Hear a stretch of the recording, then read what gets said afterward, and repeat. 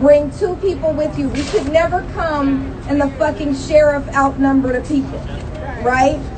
So that's what made them feel like they could roll up on the sister earlier, because it was thin. And they think that they can come for you when it's thin, right? We know that they starting to lose their damn minds with how they're coming for folks. We talked about how they came for me and my family last week. They're going to keep coming for us unless we double down in terms of our commitment to freedom. Ashe? Ashe. Okay. So let's start with libation.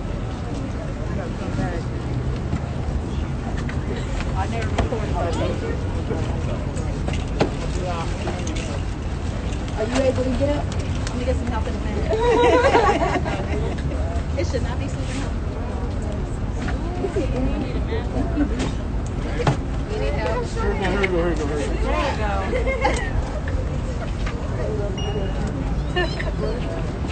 Thank you. All right. Hello. Good to see you. Okay, where is the sister whose cousin was killed in 2016? Reyes? What's his name? Oscar Reyes. Oscar Reyes. So remember how we do things, right? We're going to start by calling the names of those whose bodies have been stolen by police, by calling those on whose behalf we struggle. We're going to start by calling them into the space, because we remember that as many as are here, there are 10 times, there are many times that number who are here in spirit, right? So we're here in body, but there are many more who are here in spirit. So we're going to acknowledge them and summon them into the space. And then after we call them, we're going to call out for the African warrior ancestors, right? This is Black August. So we're going to particularly call out those who struggled and maybe who have given their lives for our freedom. That's the second set of people that we're going to call. And then finally, we're going to call those in our own bloodline and our own spirit line. Okay?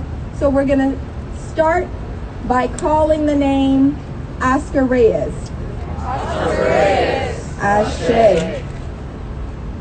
Jasmine, you want to call a name? Anthony McClain. Ryan Twyman. Ryan Twyman. Ashe. Jesse Romero. Jesse Romero. Ashe. John Horton. John Horton. Ashe. Kenny Watkins. Kenny Watkins. Kenny Watkins. Ashe. Ezell Ford. Ezell Ford. Ezell Ford. Ashe. Mike Brown. Mike Brown. Ashe. John Horton. Riddell Jones. Riddell Jones. Ashe. Yvette Henderson. Yvette Henderson. Ashe. Rakia Boyd. Rakia Boyd. Ashe. Breonna Taylor. Breonna Taylor. Ashe. Waukesha Wilson. Waukesha Wilson. Ashe. Ayanna Keisha Stanley Michael. Jones. Keisha Michael. Ashe. Ayanna Stanley Jones. Ayanna Stanley Jones. Ashe. Eric Rivera. Eric Rivera. Eric Rivera. Ashe. Andres Guardado. Andres Guardado. Ashe. Daniel Hernandez. Daniel Hernandez. Ashe. Cesar Rodriguez. Cesar Rodriguez. Ashe. Tony McDade. Tony McDade. Ashe. Sandra Bland. Ashe. Corinne Gaines. Corinne Gaines. Corinne Gaines. Ashe. Philando Castillo. Margaret Mitchell. Margaret Mitchell. Ashe. Mitrice Richardson. Mitrice Richardson. Ashe. Andrew Joseph III. Andrew Joseph III. Ashe. Oscar Grant. Oscar Grant. Ashe. Nia Wilson. Neil Wilson. Ashe. Christopher DeAndre Mitchell. Christopher DeAndre Mitchell. Ashe. Albert Ramon Dorsey. Albert Ramon Dorsey. Albert Ramon Dorsey. Ashe. Dennis Todd Rogers. Dennis Todd Rogers. Ashe. Anthony Vargas. Anthony Vargas. Ashe. Carnell Snell. Ashe. Angel Ramos. Ramos. Ashe. Brendan Glenn. Ashe. Zelalim and Winnetu. Ashe. Brother Africa. Ashe. Carl Reyes. Eric Garner. Ashe. Erica Garner. Ashe. Antoine Rose. Ashe. Michelle Shirley. Ashe. Kenneth Ross Jr. Ashe. Let's think of one more name. Think of one more name. Orlando Castillo. You got the name? Hold the name in your spirit. Hold the name in your spirit. Let the name travel up your vocal cords. Let it sit on the tip of your tongue. And on the count of 3, we're going to call that name. 1, 2, 3. Sean Reed. Ashe. This next set of names is those names of African warrior ancestors who will help us be victorious in this struggle. Those African warrior ancestors who we call into this space to help us be victorious in the struggle. We'll start by calling the name George Jackson. Ashe. Jonathan Jackson. Ashe. Nat Turner. Ashe. Ya Santewa.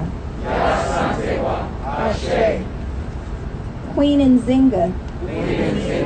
Ashe. Hatshepsut.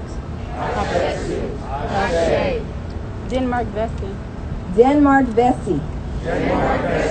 Ashe. David Walker. Ashe. Shaka Zulu. Ashe. Marcus Garvey. Marcus Garvey. Whose birthday is today. Ashe. Fred Hampton. Fred Hampton. Ashe. Little Bobby Hutton. Ashe. Bunchy Carter. Ashe. John Huggins. Ashe. Huey P. Newton. Ashe. Afeni Shakur. Ashe. Tupac Shakur. Ashe. Malcolm X. Ashe. Gabriel Prosser. Ashe. Anna Julia Cooper. Ashe. Charlotta Bass. Ashe. Biddy Mason. Ashe. Ida B. Wells. Ashe. Mary Church Terrell. Ashe. Ethel Hedgeman Lyle. Ashe. George Lyle. Ashe. Fannie Lou Hamer. Ashe. Ella Baker. Ashe. Mrs. Rosa Parks. Ashe. Eugenia Burns Hope. Ashe. Coretta Scott King. John Lewis. Ashe. Coretta Scott King. Ashe. Joanne Robinson. Ashe. Dr. Martin Luther King Jr. Dr. Martin Luther King Jr. Ashe. Brother Eddie H. Didon Kamathi. Brother Matt Ashe. Capone. Brother Mac Capone. Ashe. Let's think of one more name. Think of one more name of an ancestor that we need to be here to struggle through us that will ensure our victory. You got the name? Summon them into your spirit. Hold them in your heart. Let their name travel up your vocal cords. Hold it on the tip of your tongue. And on the count of 3, we're going to call that name. 1, 2, 3. Kwame Nkrumah. Ashe. The last name that we're going to call is your own bloodline or spirit line ancestor. The one who gives you the strength. The one who said, forget the heat. The one who said, we Africans anyway, we love the sun. Right? The one who says, speak your truth. Right? That ancestor, we want to call them into our spirits. Bloodline or spirit line ancestor, the one who made you know that you were special, who connected you with your gift, that ancestor, that ancestor. You got the name? Yes. You got the name? Yes. Summon them into your spirit. Hold them in your heart. The name that they would know that you are calling them by, let it travel up your vocal cords and rest on the tip of your tongue. And on the count of 3, with all our might and power, we are going to call that name. 1, 2, 3. Grandpa, Ashe, Ashe, Ashe, oh. All right, how you feel?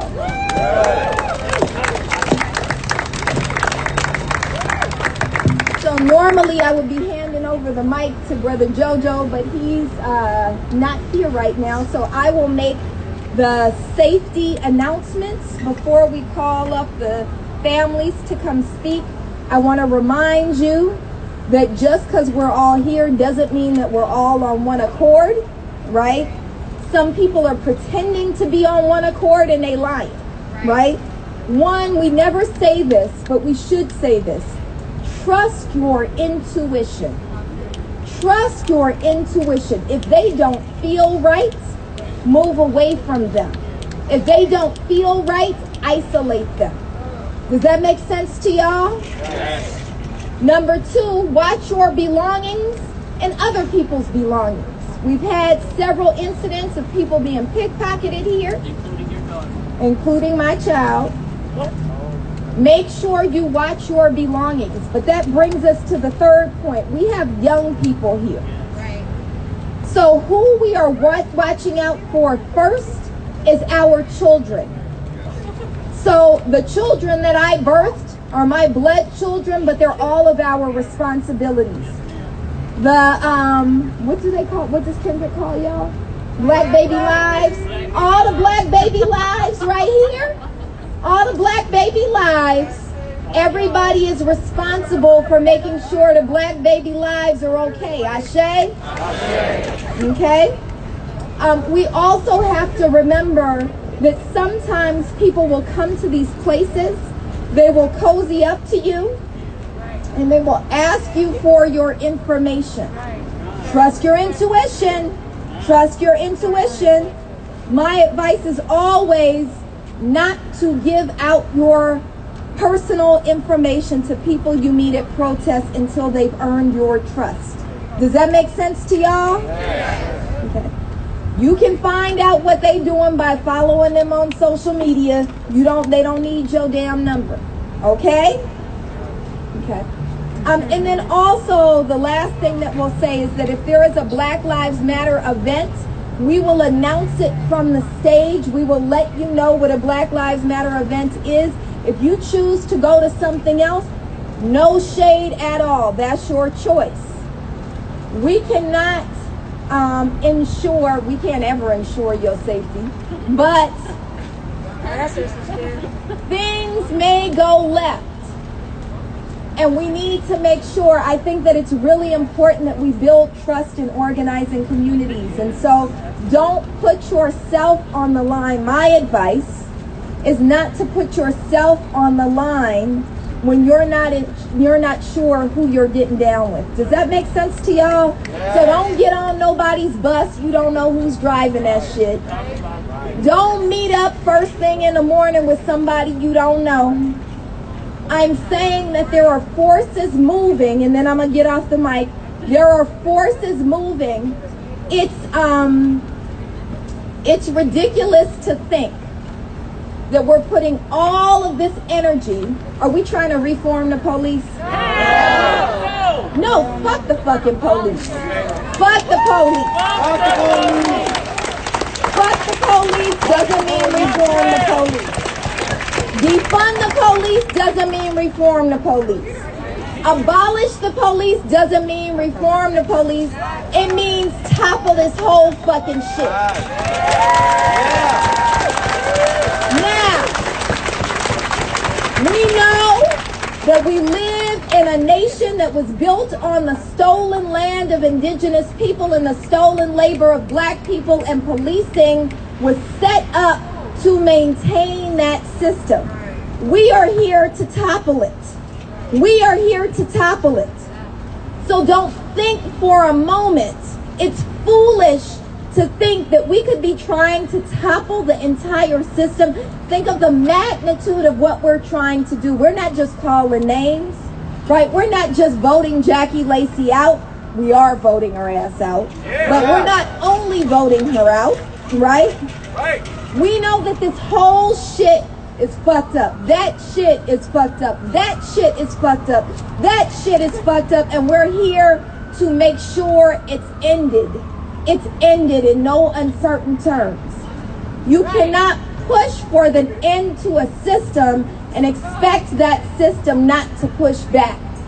Does that make sense to y'all? Yes. So it's really important to understand that there are counter forces in our midst, to watch out for those counter forces, and to be ready to beat that shit back.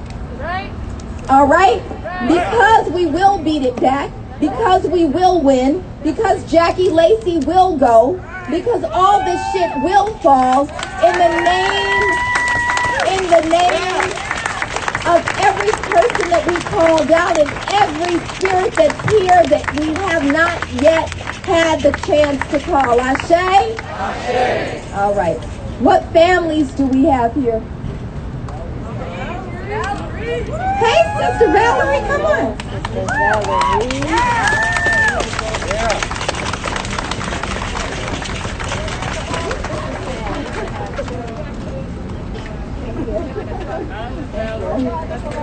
Hello, everybody. Thank you so much for coming out here on this hot day. I know it's excruciating hot right now, but it ain't as hot as these streets are with these killer cops on it.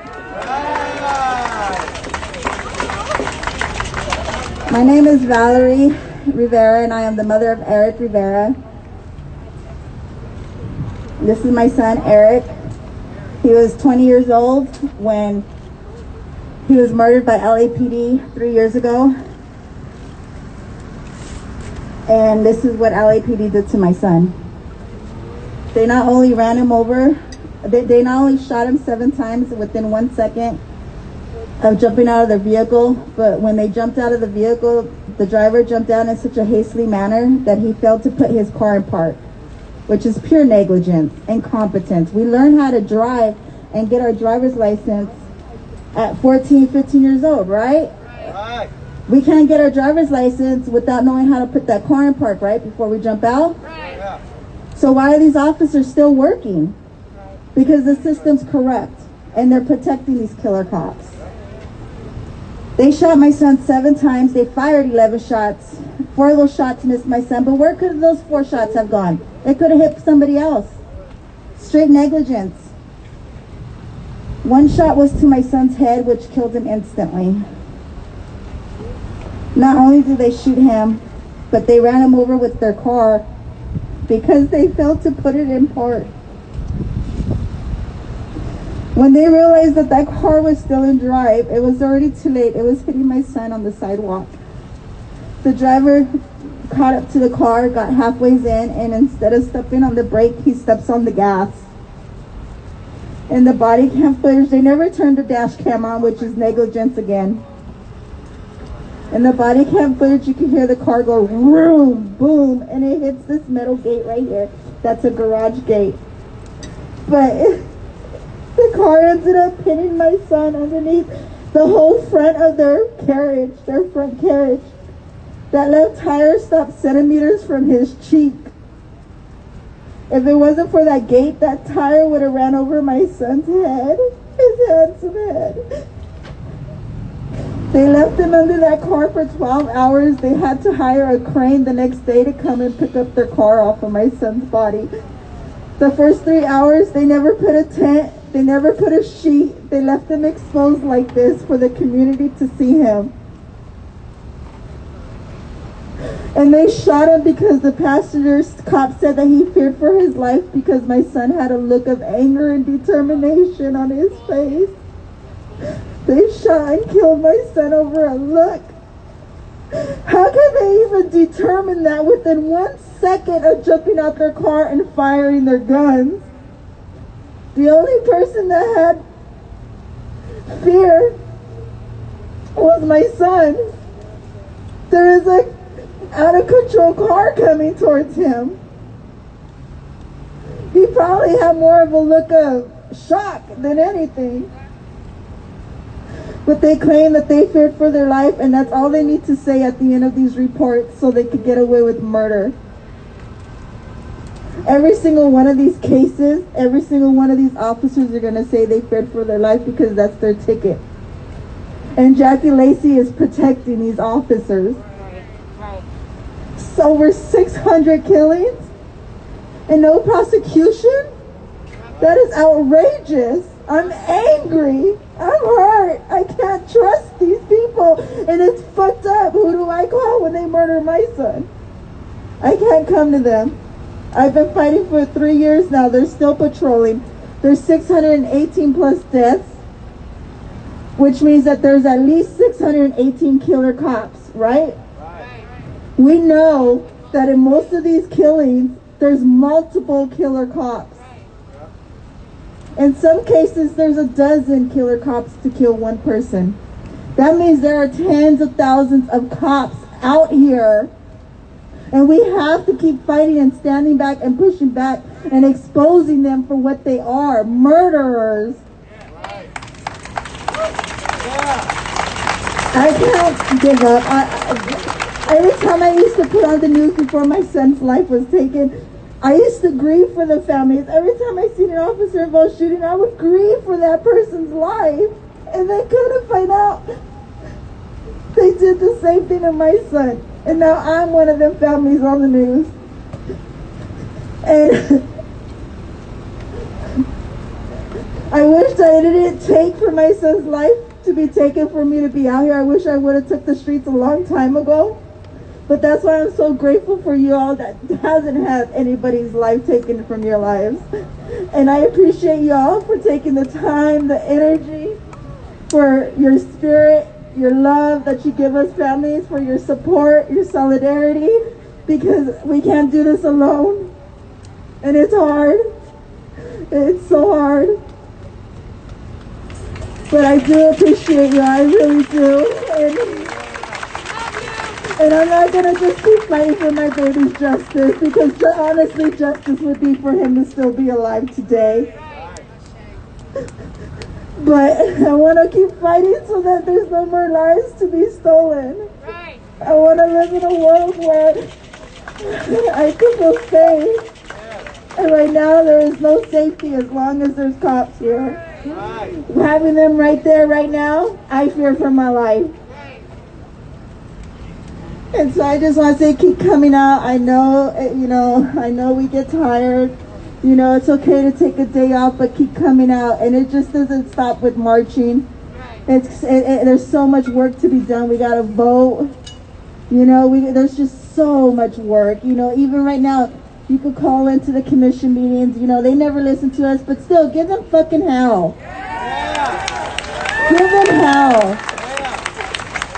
They deserve every fucking bit of it. They do. They deserve everything. Especially how they treat the grieving families afterwards. We're constantly being met with disrespect. We're constantly being met with smiles in our face as we're pouring our hearts out, as we're grieving. Met with thumbs up, met with claps, being harassed, being brutalized, being traumatized over and over again. And it's not right. That's why I fight, because I cannot stand back and do nothing. I cannot stay silent. I am my baby's voice. My baby spirit is still alive and well. This is a spiritual movement, and my baby spirit is moving this movement. And so are all these thousands of lives over the years have been taken. Their lives are still moving the spiritual movement here. And we owe it to them, and we owe it to ourselves to not only fight the system, but to love and protect one another. So thank you so much, everybody, for coming out here and supporting us. Thank you.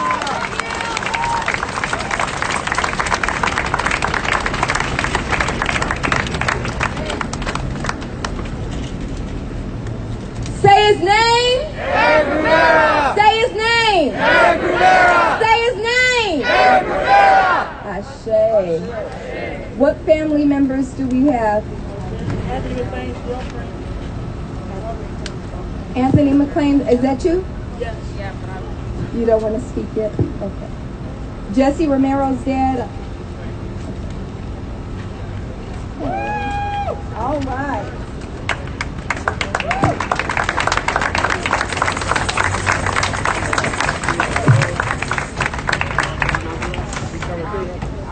Hello, good afternoon.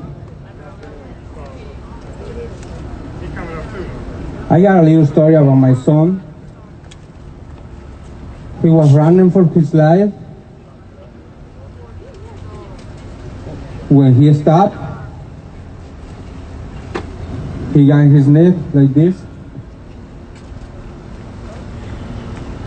And this motherfucking police, he killed my son. There was a lot of evidence. There was a video right here in this corner. And they say my son, he had a gun. We go to the court, we never see the gun, his hand, we never see the gun. But they kill him for nothing, just for running for his life. He was very, very scared. My friend, he got a little something to say for my family. And I was like, don't quit, fight for justice. Keep going.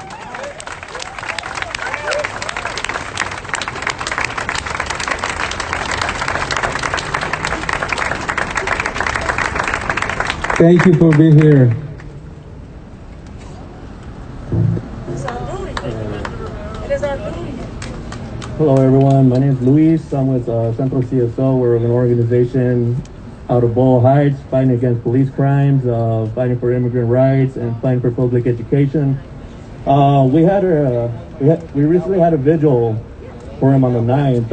It was his 4-year anniversary since the pig, Ida Medina, shot him twice while he had his hands in the air. But the cop claimed that he still was pointing the gun at him, but video evidence showed that he threw like this defective little gun like over a large raw fence. It was on the other side of the it was on the other side of the gate, but they still shot him while his hands were in the air. Witnesses in the trial even confirmed that his hands were in the air, but they still shot him.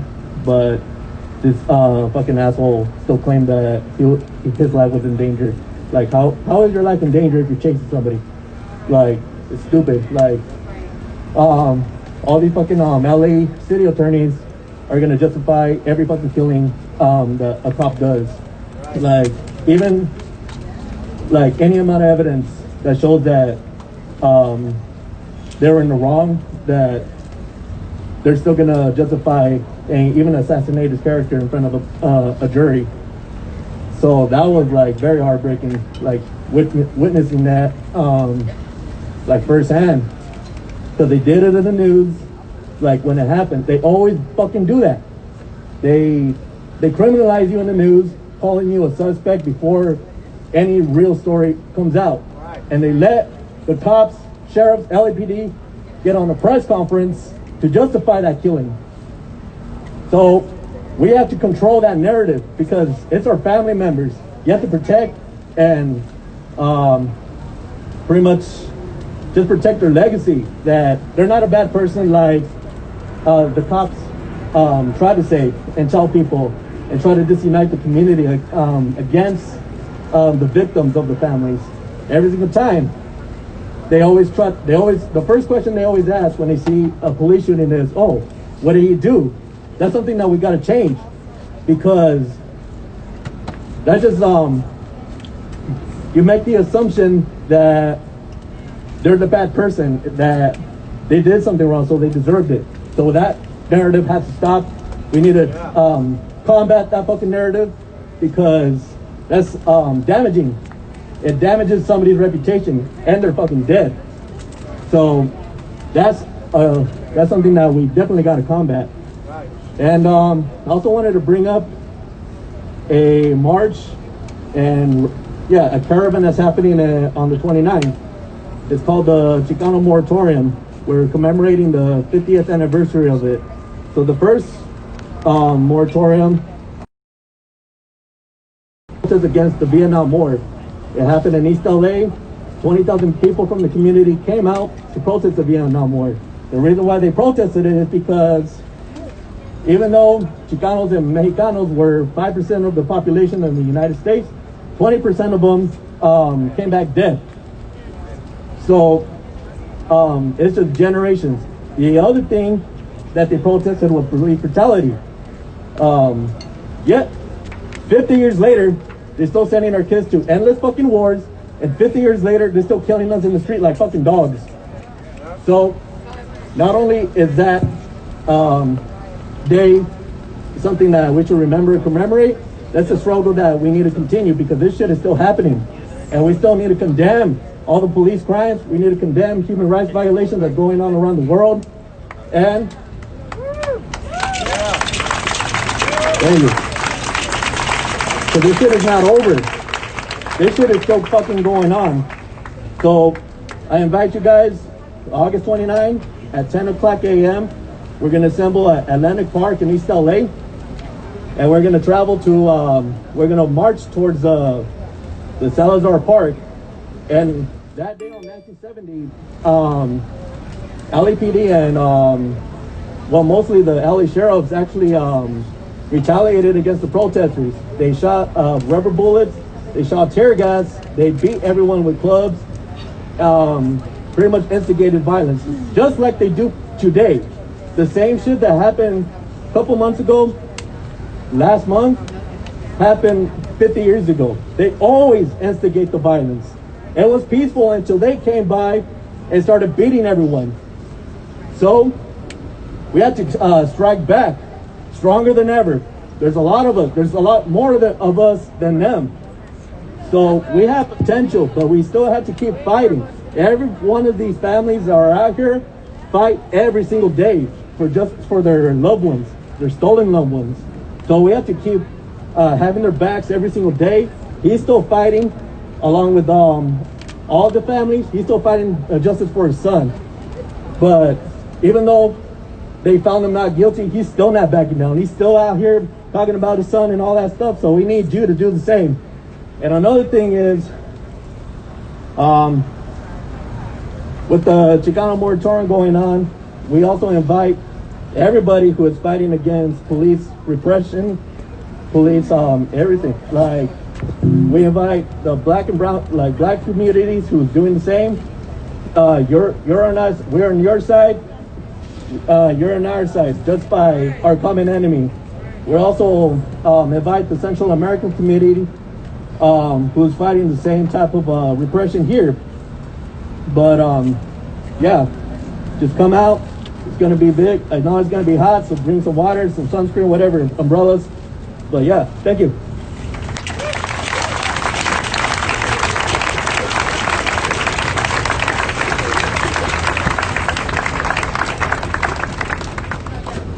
Esto es para toda la raza en español. Invitar a la gente que se una con nosotros. Tenemos que estar unidos. Tenemos que pelear por esto. Únete, raza. Únete. No esperes a que te pase lo que me pasó a mí. Únete. Tenemos que pelear por justicia. ¿Qué queremos? Justicia. ¿Cuándo? Thank you for your cooperation.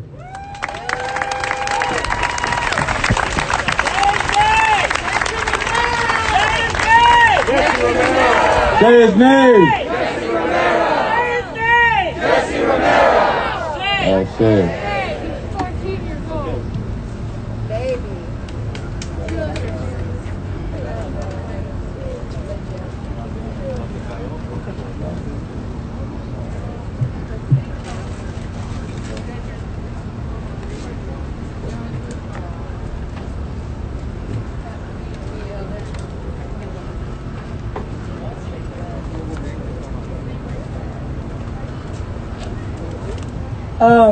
Say his name, Anthony McClain. Say his name. Say his name. Say his name. Say his name. Say his name. Now, Anthony McClain was my friend since we was 8 years old. I don't know if you guys know about Anthony McClain, but he was killed 3 days ago in Pasadena, California. He was shot in his back, running from the police. In his back 3 times. They tried to say he had a gun. They did exactly what that brother said. They villainized him.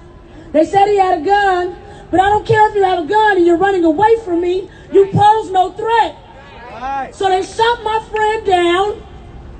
They then maced children in my community. 5 kids were maced that night.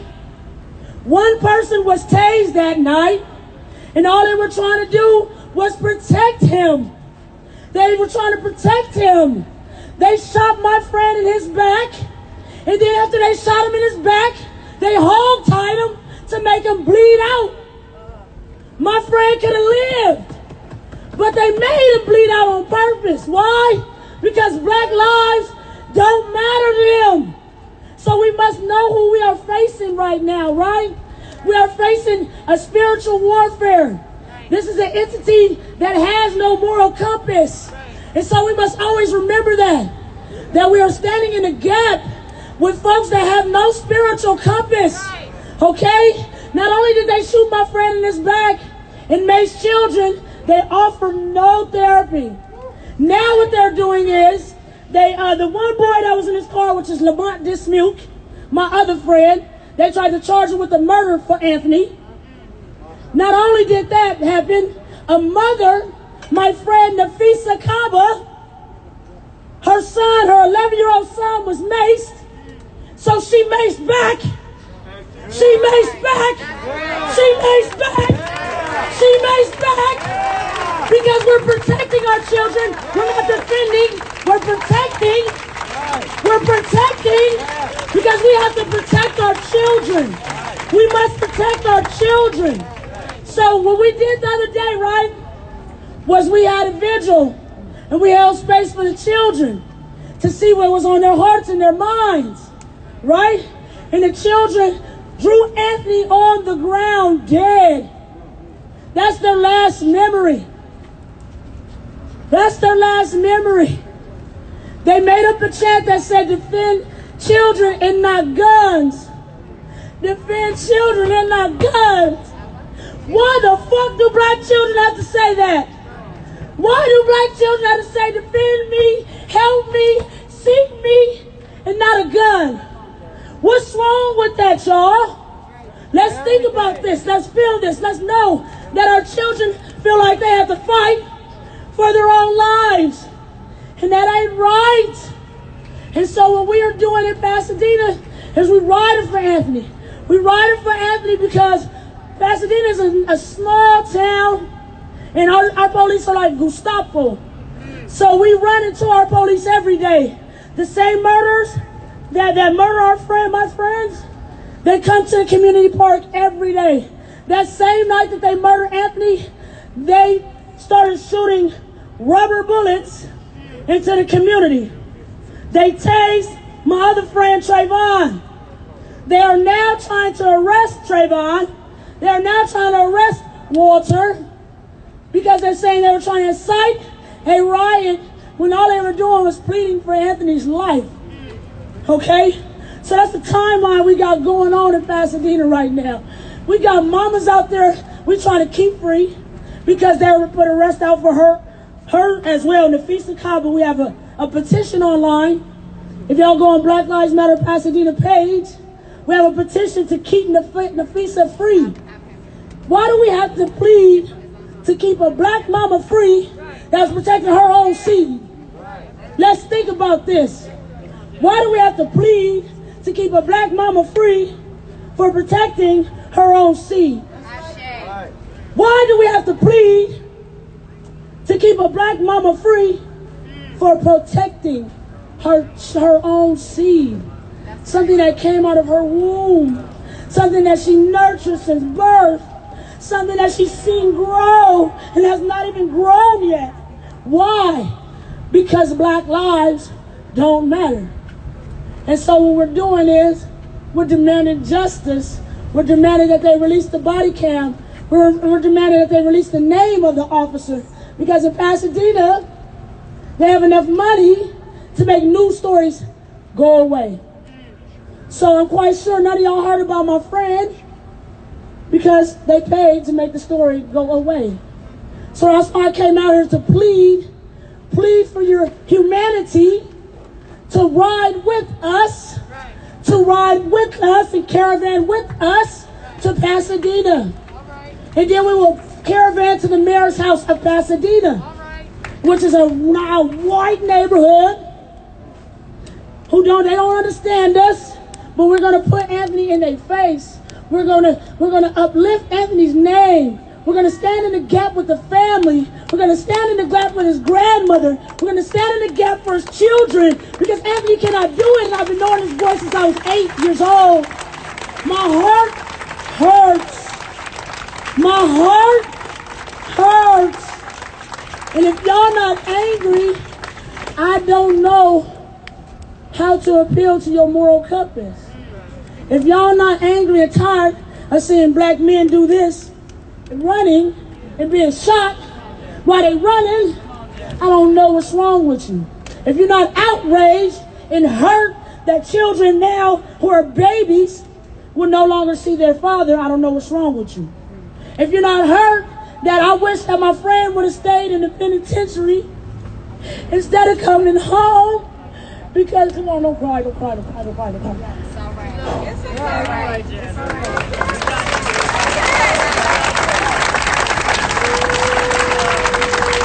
I wish my friend would have stayed incarcerated. Because maybe he would be alive right now. And so how the fuck, like, come on, y'all, I'm wishing he was in jail. I'm wishing he was locked up in a cage, because that's the only thing that would have saved his life. That's the only thing, was a cage, dude. So now what we're doing is we're rising up. We're standing up. We're going to say, you got to see him. You got to know him. You got to feel him. You got to see the same person we see. So we made millions of posters with his face on it, so they can look in his eyes. Because what they try to do is make our black men be deviants, be all these things, a gang member. And so what? I'm a gang member. And now look at me now. I'm a warrior freedom fighter. You know what I mean? I'm a warrior freedom fighter. Right? And so we are going to demand from Military Tornado that they release the names of the officers involved, that they release the footage unedited, and that they prosecute these police. I don't believe in jails and stuff, but damn it, if we gotta go to jail, shit, you do too. That's right. You know what I mean? If I gotta go to jail, you do too. And so I just want folks to know that Anthony McClain, his life mattered to us. We see him and we love him, and we're asking that you guys, after this, that y'all ride out with us, that y'all come with us. We joined City Hall sessions because these folks came out to the hood and they loved on us. They seen us. They was there for us. And so we're going to ride out after this. And if y'all would like to be a part of that, please be a part of this. Not only will we be standing up for Anthony, but you guys will be helping men and helping the whole community know that they are seen, that the children that were maced were seen, are seen. Okay, y'all? So, we're going to say Anthony McClain. Say his name! Say his name! Anthony McClain. Say his name! Anthony McClain. Say his name! Anthony McClain. Say his name! Anthony McClain. Ashe. Ashe. Daniel Hernandez's family is here. No, they don't want to go. Okay. Are there any other families who need to speak? Who would like to speak? They are ready.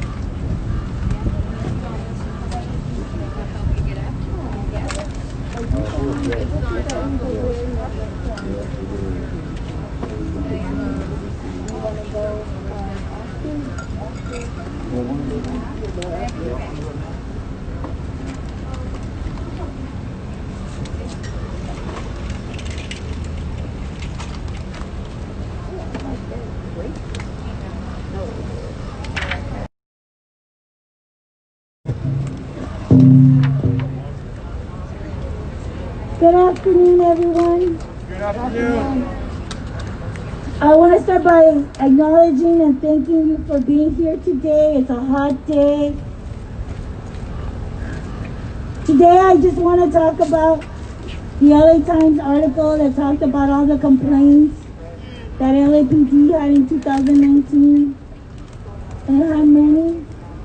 And we just want to say that we know it's more than that number, because we know that when you walk into an LAPD station, they discourage you from filing an official complaint. They intimidate you from filing an official complaint. Our family has been terrorized, and we don't want to be terrorized again by walking into LAPD station to file another complaint against their officers. So we know that that number is way higher than what LAPD has reported. They reported over 700 and something complaints for implicit bias, but 0 were confirmed. And we know that is not true. We know that is not an accurate number. We know there's implicit bias in LAPD. And so today, we're here again to just share the story of my brother Daniel Hernandez. My brother who was killed on April 22nd, 2020. And as I was reflecting this morning, I was thinking about the other families. I connected with them. And I thought about when my brother was killed, he died in a time when people were very afraid to come in contact with others. In a time when we were sheltering, where coming out of your house was not an option. And when you did come out, you were scared. You were scared to be near anyone because we really didn't know how deadly this virus is at the time. And as I think of where my brother passed on 32nd in San Pedro, it is a street that is filled with trailers of people that are homeless and living in trailers, people that are living in tents. And I reflected, the state of society that we're in right now, showing compassion and human kindness to others is something that we need to do on a daily basis. It still saddens me to go to that site because I realized when LAPD, Tony McBride killed my brother, to me, she killed him and left him like a dog, like an animal in an alley. She did not care for human life. She did not show compassion. She did not attempt to de-escalate the situation. If the information that was clearly stated over the radio was that this person was harming himself, my brother Danny was harming himself, why didn't they attempt to help him? Right. Why didn't they attempt to provide medical help? He was injured in a vehicle accident. No one ever expects to be in a vehicle accident and then executed. Right. That should have never happened to him. So 4 months later, I'm still sad. I'm still in shock. I'm still in disbelief. I'm still outraged that this happened to him. I hope this never happens to any family members in your family. So we stand in solidarity with Black Lives Matter. We stand in solidarity with all the families that have lost someone to law enforcement. And we will continue to tell our story. We will continue to fight for justice. And no one should continuously be shot while on the ground. Shot to the head, and then not approached for 2 minutes. And then when approached, just to be handcuffed. And lay there for hours. LAPD has treated my family like criminals, like we did something wrong. We have not done anything wrong. We have been terrorized because of where we live, because of our socioeconomic status, Well, and no one should tolerate that. And I know that when I come here on Wednesdays, I have community, I have family. Family.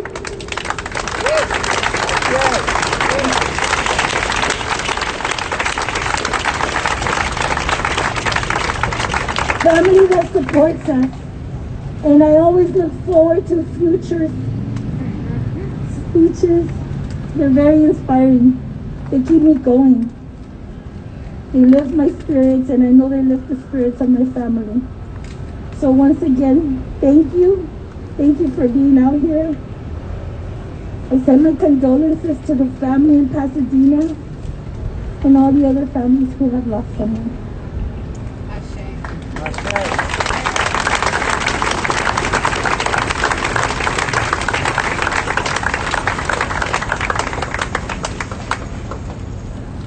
Buenas tardes a todos. buenas tardes. Que Dios te siga bendiciendo.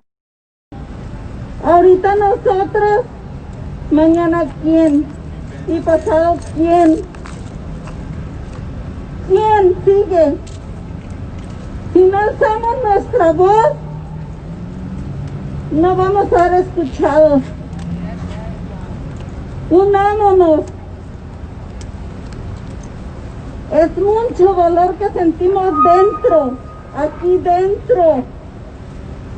No podemos caminar, mientras ellos a gusto andan circulando en las calles, haciendo lo mismo. Exigimos justicia. Justicia.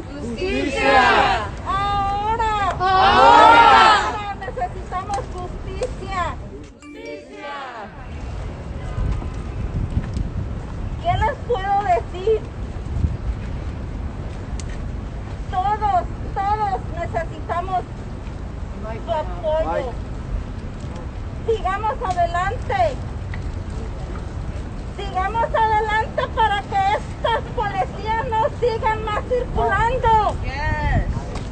Fuera de toda corrupción. Fuera. Ya basta. Basta.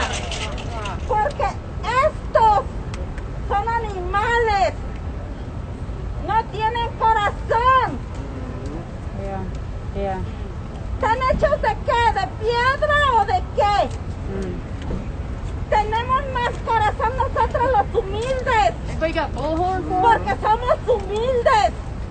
Por eso nos pisotean.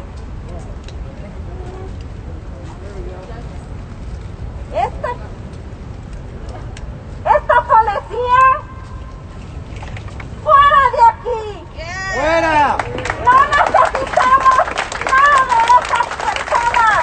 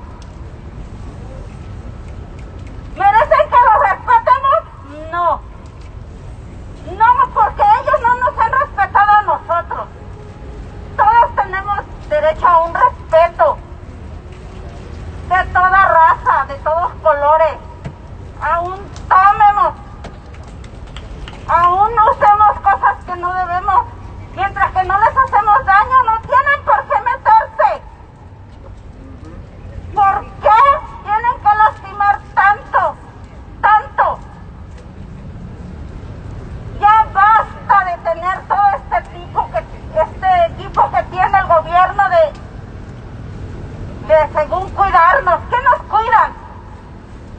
Nos pisotean. Y una, y otra vez, y no salimos a hablar. Tenemos que unirnos para que se acabe toda esta corrupción. Exacto. ¡Fuera Jackie Leisen! ¡Fuera! ¡Fuera! ¡Fuera! ¿Por qué los apoyan? ¿Por qué? Nadie tiene una respuesta. Ni ellos. Ellos nomás escriben, oh, hicieron esto. Traen armas, traen cuchillos, traen de todo. Ellos nunca traen nada. Ellos salen bien libres de todo. ¿Por qué? Porque allá adentro los cubren. Porque son iguales de cochinos. Sí, son cochinos. Yo pienso que si les dice uno son unos puerquitos, dicen ellos, ¿qué es eso? ¿Qué es eso? Con respeto a todos ustedes, no les digo realmente qué es lo que son. ¿Qué es lo que son? Díganos. ¡Son perros! Son perros, nomás andan cazando. Andan cazando, ¿por qué? ¿Por qué son así? Esta gente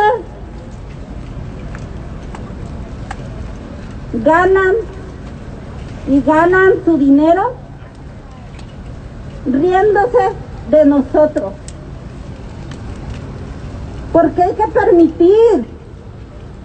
Tenemos derecho de andar en nuestras calles contentos, sin miedo. ¿Qué hacemos? Antes yo decía, ahí viene la policía. Digo, ¿por qué? Ellos sí, en los letreros de los freeways, si les pasa a alguno de ellos algo malo, o el oficial o policía fulano asesinado por un latino. Pero nunca ponen a los seres que han estado matando una y otra vez. Nunca los ponen así. No, ellos sí, en lo grande. Sí, pues nosotros no valemos nada. Sí valemos. Acuérdense que sí valemos mucho, no porque seamos mexicanos, morenos. Sí valemos mucho. Por eso, sigámonos uniendo para que toda esta corrupción se vaya lejos de nosotros. Por eso les pido de favor, sigámonos uniendo para que esto acabe. Soy su mamá de Daniel Hernández, lo digo con mucho orgullo porque mi hijo no fue matón. Los matones son ellos. Ellos son los asesinos. Ellos. Que no se les olvide, tenemos más hijos y nietos. Y hay que protegerlos. Hay que estar muy atentos porque ahorita ellos están, mañana a ver qué más hacemos. Por eso les pido de favor que Dios los siga bendiciendo y sigamos en esta lucha que no va a terminar ahorita. Digan su nombre. Daniel Hernández. Digan su nombre. Daniel Hernández. Digan su nombre. Daniel Hernández. Así. Así.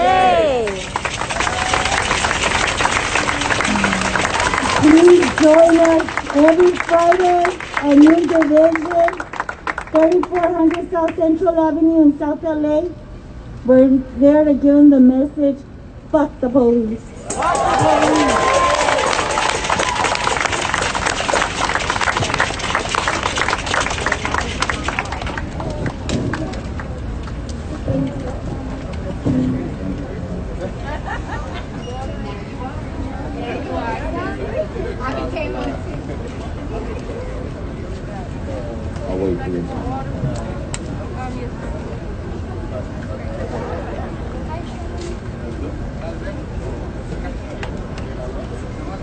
So we have with us today also a family who has come several times before, but this is their first time speaking, and it's also the anniversary of their loved one, the anniversary when their loved one was stolen, was murdered by police.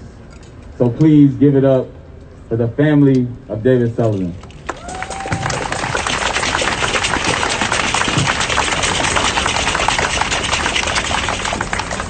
Hi, I wanted to say thank you to everybody who came out today, to Black Lives Matter LA for having this platform for us to speak, to Central CSO for helping us organize a rally today that was earlier today. Thank you to the people who were able to come out for that. We really appreciate it.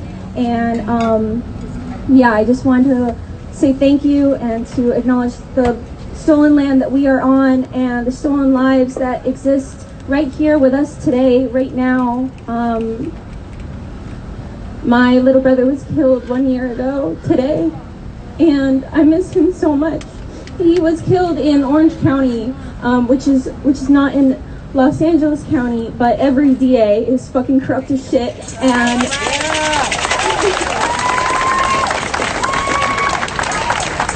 I think that it's really important that that you guys have this space, because this is where we kind of were able to find our voice by coming to your guys' protests and seeing how impassioned all these families are who reached out to us to let us know that it's okay to be angry, that it's okay to want justice and not to just sit down and shut up and say, I'm sorry. You know, that's not who we need to be. We don't have to do that. According to the bullshit that is our Constitution, you know, every single person is innocent until proven guilty, and none of these people were given the chance to have any kind of fair trial. So every single person who was stolen by police is innocent, and that is a fucking fact.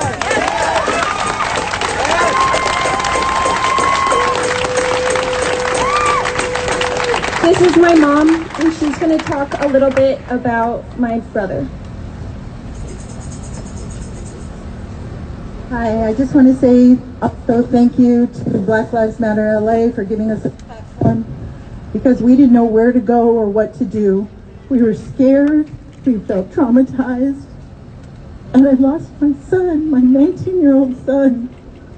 I want to thank Central CSO for being so strong and for being there for us and for helping organize the rally and for giving us a platform to speak. I also want to thank all the families so much for being there for us, and my heart goes out to each family. My condolences. This is the most horrible thing you could possibly imagine going through, because your loved one is lost and gone, and it's every single fucking minute, every second, every day, every week. David missed out on his older son, or his older brother's wedding. He was supposed to be there for the wedding. 19 years old. He didn't have a weapon. They never tried to de-escalate the situation. They just went straight to deadly force. They did not try to use less than lethal. David was stolen from us. He was just barely becoming the man he was supposed to be.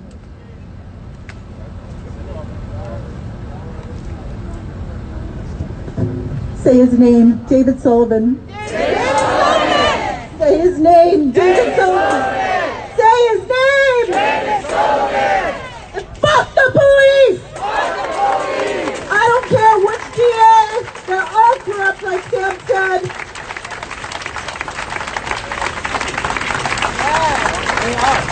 The police play judge, jury, and executioner all in one, because they have these weapons that they use against us, and they're killing us. Black, brown, and mixed. They're killing us. They're killing our young men and women.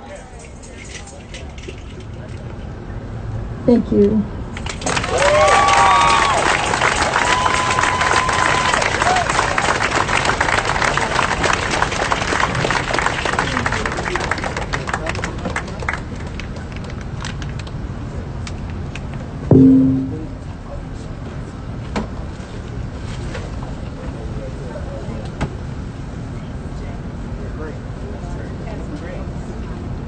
Thank y'all for being with us, and thank y'all for speaking. speaking. I know it's hard, and I know this is the first time, so we really appreciate y'all for sharing y'all pain with us.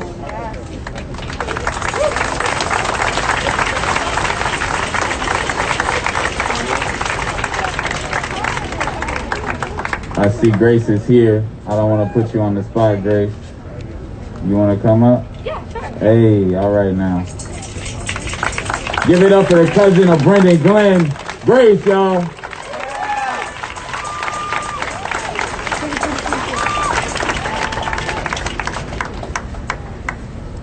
Hi, everyone. Hello. As always, I'm going to thank everybody for being here. Beautiful group of activists. We have a little baby dog here. This is so beautiful. I wasn't planning on speaking today, but then after Sam spoke, I wanted to speak because a couple weeks ago, after I spoke, Sam came up to me and she told me how hearing Brendan's story helped her and her mom feel like they could speak up about their story. And I told her how important it was to do that. And I told her to never tell the story where you're ever trying to make excuses for the police. And I told her that there is no excuse. There is no excuse, no matter what. And I reminded her of that, and I tried to empower her to come up here and speak and be here. And after I saw her speak, I was so moved. I thought that I had to come up here and acknowledge that power, that I had the power to help her and her family feel seen and heard. Because I know how that feels, to feel like nobody cares and it was justified and nobody's going to listen to you.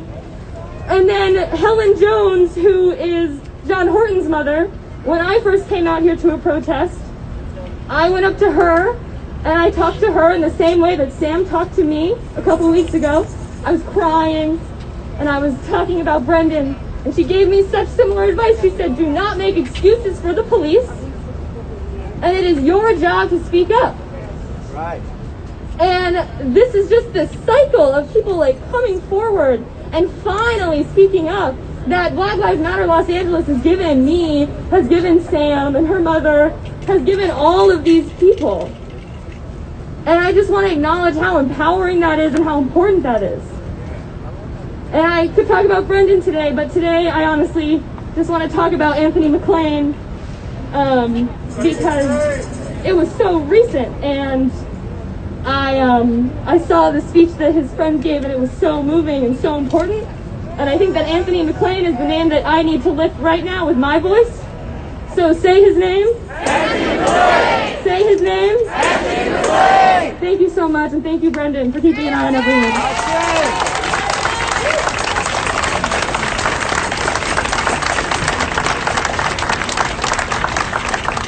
You spoke and Sister Helen walked up. So that that was powerful in and of itself. That was powerful. So you was right. The Spirit was speaking to you, Grace. Appreciate you. And here is, as we all know, the lovely Sister Helen Jones. Hey, everybody! How y'all doing out there today? We here to shut this shit down, right? We here to shut this down, right? My son, John Horton, this is 11 years that he been murdered. John was beat to death in Men's Central Jail March 30th, 2009. He was beat to death by 10 sheriff deputies called the 3,000 Boy Deputy Sheriff Gang. Y'all done heard of these gangs, right? Yeah. Do y'all know about these gangs? Yeah. We've got to shut these sheriff gangs down, these LAPDs down, because they've been letting these gangs run this city and disrespect us, abuse us, and they know that they've been led by gang members, dirty-ass gang members, because they took a badge and they took an oath to protect us and to protect our kids. But y'all know what they doing. They killing our kids behind these closed doors. And we're not going to let them get away with that, right? We cannot let them continue what they've been doing. This just ain't something that they doing. They've been doing this for years, decades. And we've been yelling, we've been crying about this. They only do this to black and brown people because they know that didn't nobody care about us. They know that. So that's why they've been able to get away with this all this year. But we changing that, right? We changing this system, right? We can't leave this the way this is. We will not leave this. One thing they know, this country been woke up, and the world is waking up to the injustice that's been going on too long. And we're gonna stop it, right? Is that why y'all here to stop this shit?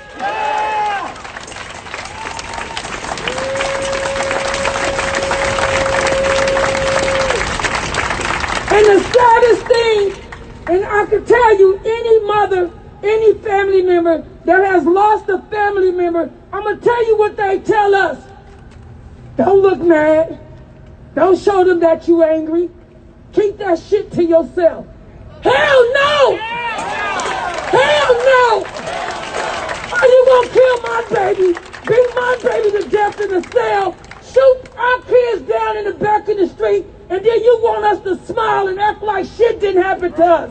What kind of mess is that? Is it wrong, y'all? Is that wrong or right?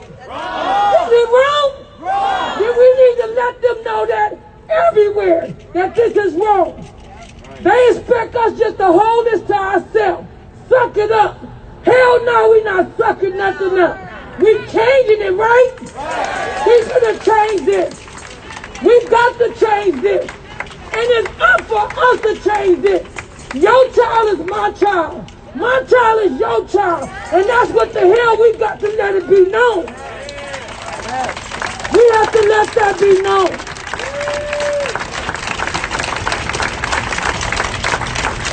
We can't be no longer talking about, oh, that's not my kid.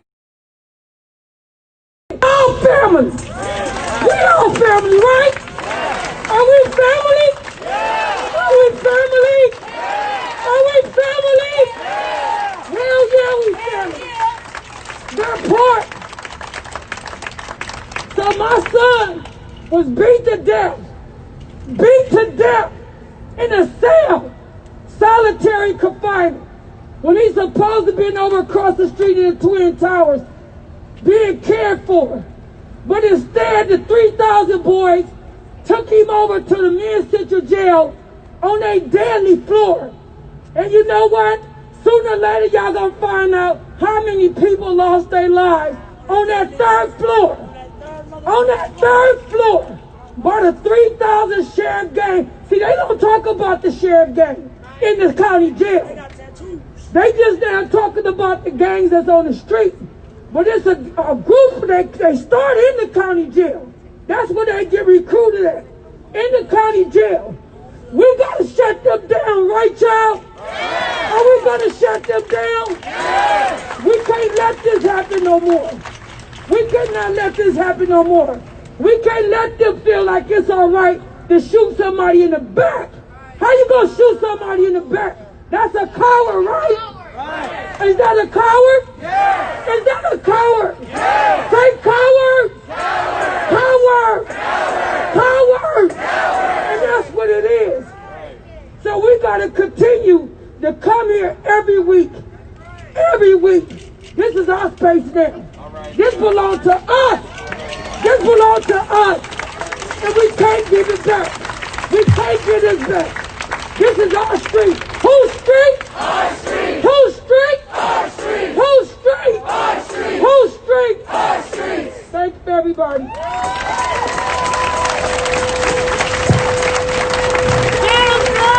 John Horton, say his name. Say his name. Say his name. Ashe.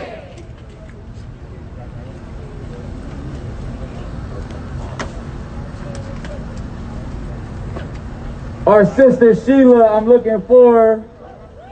Hey, is about to come up and give us a call to action, because it's not just showing up today. We got to keep doing the work. What up, Sheila? Hey, y'all. So are you familiar with Senate Bill 731? Yes. Awesome. So just In case you don't know, Senate Bill 731 is a decertification bill because we know that when these officers kill, they usually kill again. And when the DA doesn't hold them accountable and then they're back out on the streets, they kill somebody else. And that's why we have to decertify these officers, which is why I need everybody to get out their cell phone. What's the title of the bill, though? It is the Kenneth Ross decertification bill. And the reason why it is Kenneth Ross was murdered in 2018 in Gardena by Gardena PD by an officer, Officer Robbins, who had shot somebody 4 different times before. This is why decertification is important. Christopher DeAndre Mitchell is why decertification is important. That's right. Jesse Romero is why decertification is important. Explain what it means to decertify. So decertify means that when an officer does certain things so what happens usually is that when an officer kills somebody, they'll usually quit a department and then they go to another department. And so this decertification process will prevent them from being able to do that. Right. It means that they completely lose their license. Right. And they can no longer hop from department to department. Exactly. So I need all of you to get out your phones right now. And I need you to call a number. You're going to call Senator Randone. And you're going to demand that he advance the bill. Let's pull up the number right quick, sir. The number is, okay, sorry. The number is 916 319 2063. One more time, that's 916 319 2063. And what are we telling you? Are telling him advance Senate Bill 731. Advance, say it with me, advance Senate Bill 731. One more time, advance SB 731. Advance SB 731. And that number one more time is 916 319 2063. Thank you.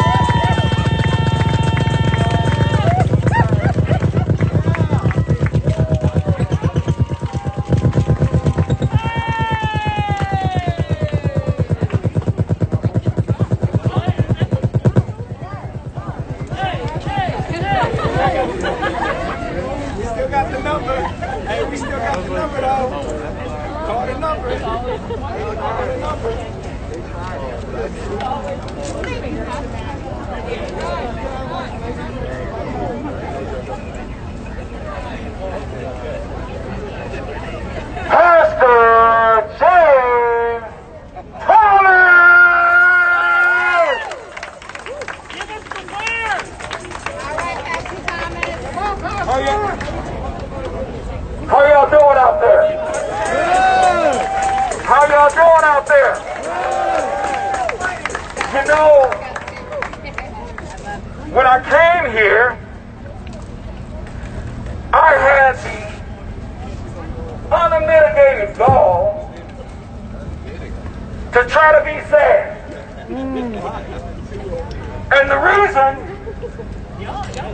that I was sad was because my sister, Reverend Rose Jenkins, caught COVID, fighting for her life right now as we speak, so say a prayer for her. But this morning, I got a call that her husband had died. So, as would be the normal thing, I got a little sad.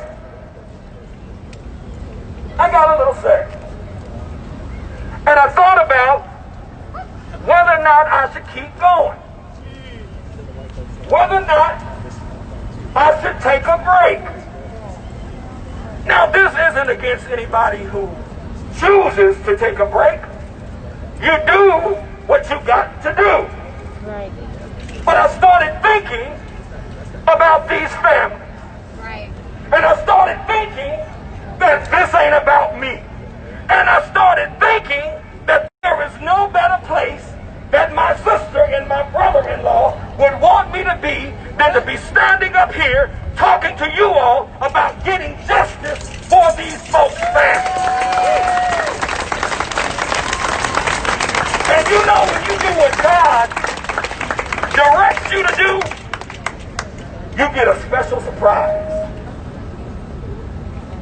You get a special surprise.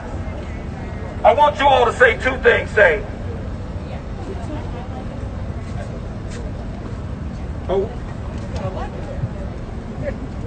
I want you all to say two things.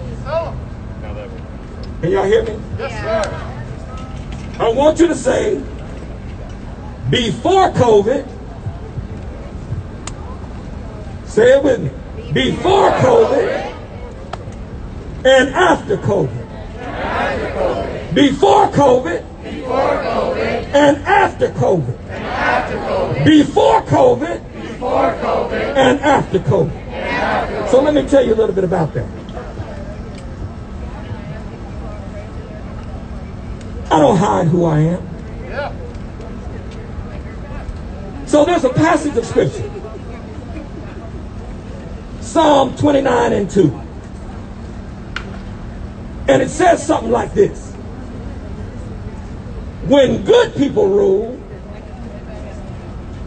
the people rejoice and celebrate. But when bad people rule, the people groan and mourn. Now, I chose that Message version because it more speaks to the current dilemma that we're in right now. Our current dilemma is that ain't nobody good running.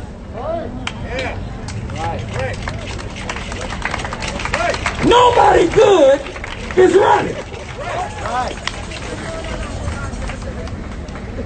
So we are destined to do a little less celebrating and a little more moaning and complaining. Right? We're destined to be a little more critical as we move forward.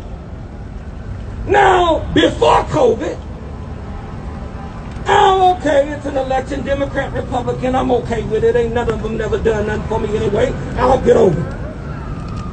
But after COVID, I gotta come for you. I gotta stop you. I gotta let you know that this is not gonna be business as usual.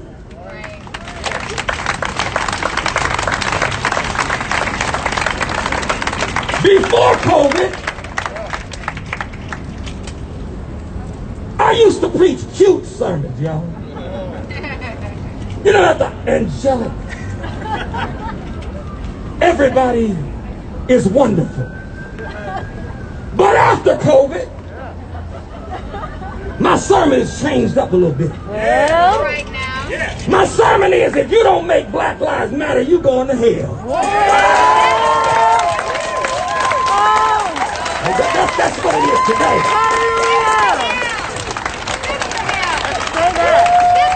That's what it is today. If Black lives don't matter to you, you going to hell.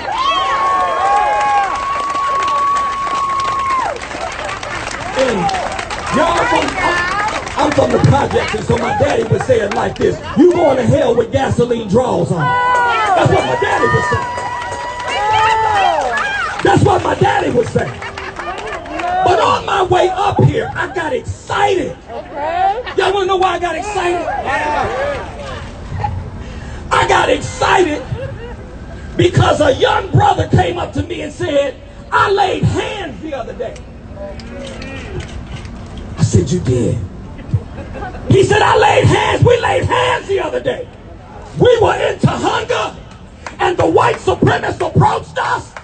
we had to lay hands.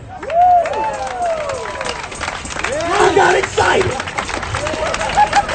I got excited about that. Because I want white supremacists to know. And let me tell you something. You Second Amendmenters. All of you folk that got your gun in your Bible, I want you to understand something. You know, if you ain't from the projects, you don't understand what I'm talking about. Because see, in the projects, you can pull a gun and shoot somebody and they beat you to death. That's how it was in the projects. And in the projects, they didn't even matter if you was the cops. Y'all hear me? It didn't even matter if you were a police officer. This don't sound like the gospel to y'all. This don't sound like the gospel. That sound like the Jesus I know. Well, they killed Jesus.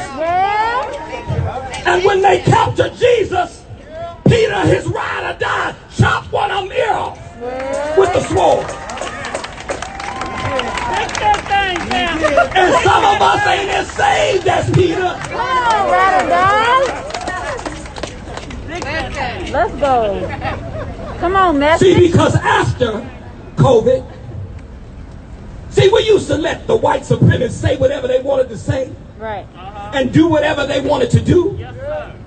But we're not in that space anymore. This is after COVID. We're running for our life.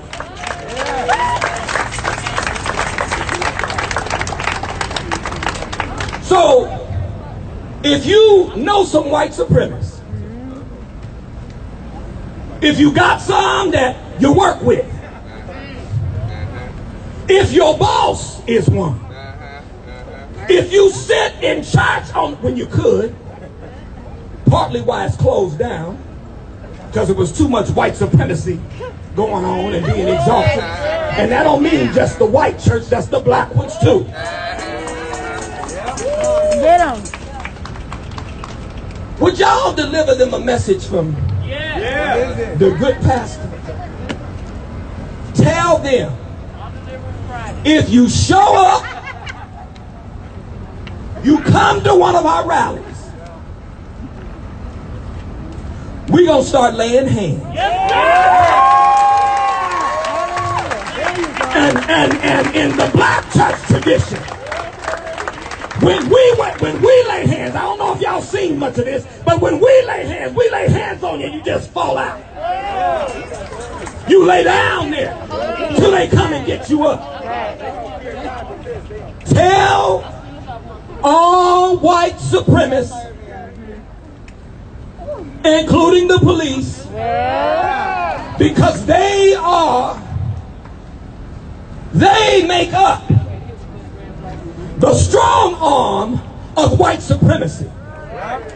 The black woman back here, Jackie Lacey, make up the strong arm of white supremacy. Tell them that we getting off our knees now. We done too much praying. We gonna ask God to help us knock folk out in Jesus' name. That's the black one. He's a little different. That's the black one. We are not going to allow our children to be hurt. We are not going to allow our children to be threatened. We are not going to allow our children to be intimidated. We're not going to allow our children to be afraid to walk the street. We're not going to allow this anymore.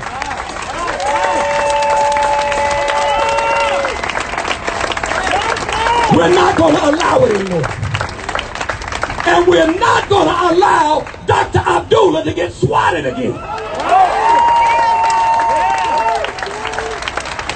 That wasn't nothing but the work of a white supremacist, either at Cal State LA or LAPD.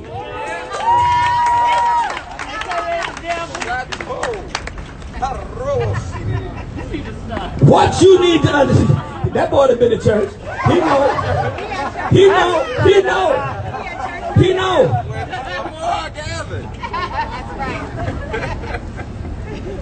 I mean this from the bottom of my heart. Yes. I don't like none of the candidates. Ain't none of them good. If God answered my prayer, he'd take them all out. All of them. Republican, Democrat, he'd start locally and work his way nationally. Yeah. Come on, message. They're not good because they don't know the importance of pushing forward liberation for black people first. I ain't afraid to say it. Because some of y'all white adjacent and you get some privileges associated with that. Let's go. Black liberation. I'm just equal opportunity. I tell the truth. That's all I do.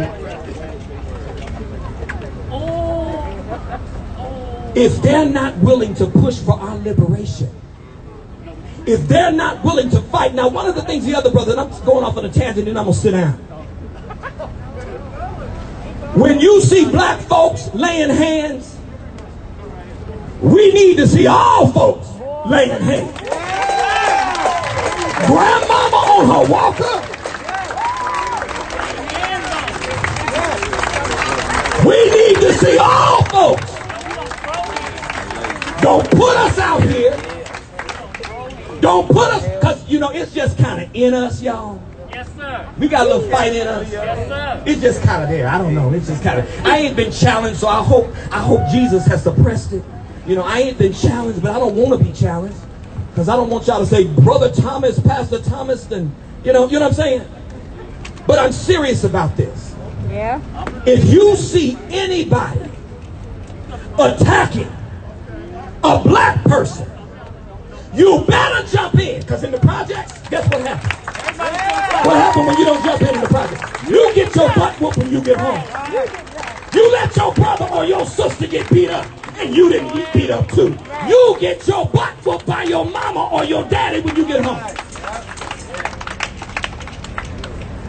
When black people are free, everybody's going to be free. Yeah. That's the beauty. That's the beauty. That's what it's about. It's not an either or, it's a both and. It's all of us together. But we can't do this unless we're willing to do it by the same means at the same time. It's got to be all of us. Oh, it would be a beautiful thing to see young white girls and young white boys holding hands together, throwing hands. Amen. Little white, that's what Martin Luther King should have been saying. I have a dream that one day little white girls and little black boys and little black girls and little white boys will throw hands together and sing that old free at last, free at last. Thank God Almighty, we're free at last. God bless you.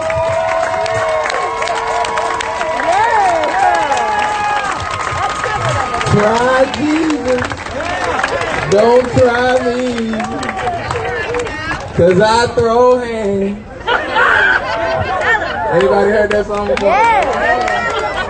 Try Jesus. Y'all don't know, my brother Don't told try me, Jesus. come on, from H-Town.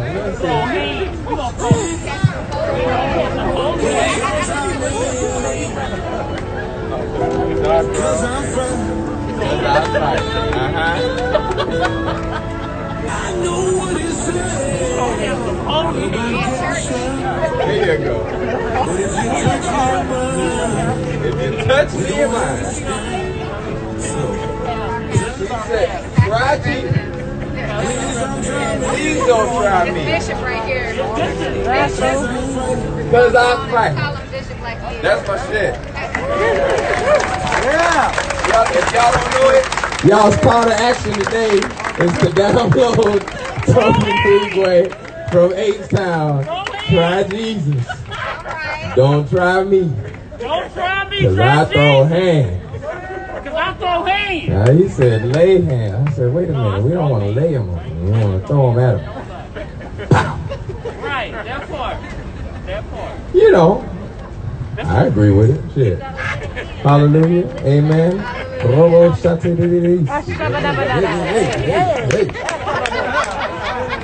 One day we're gonna be fucking them up all together. Amen. Amen. So,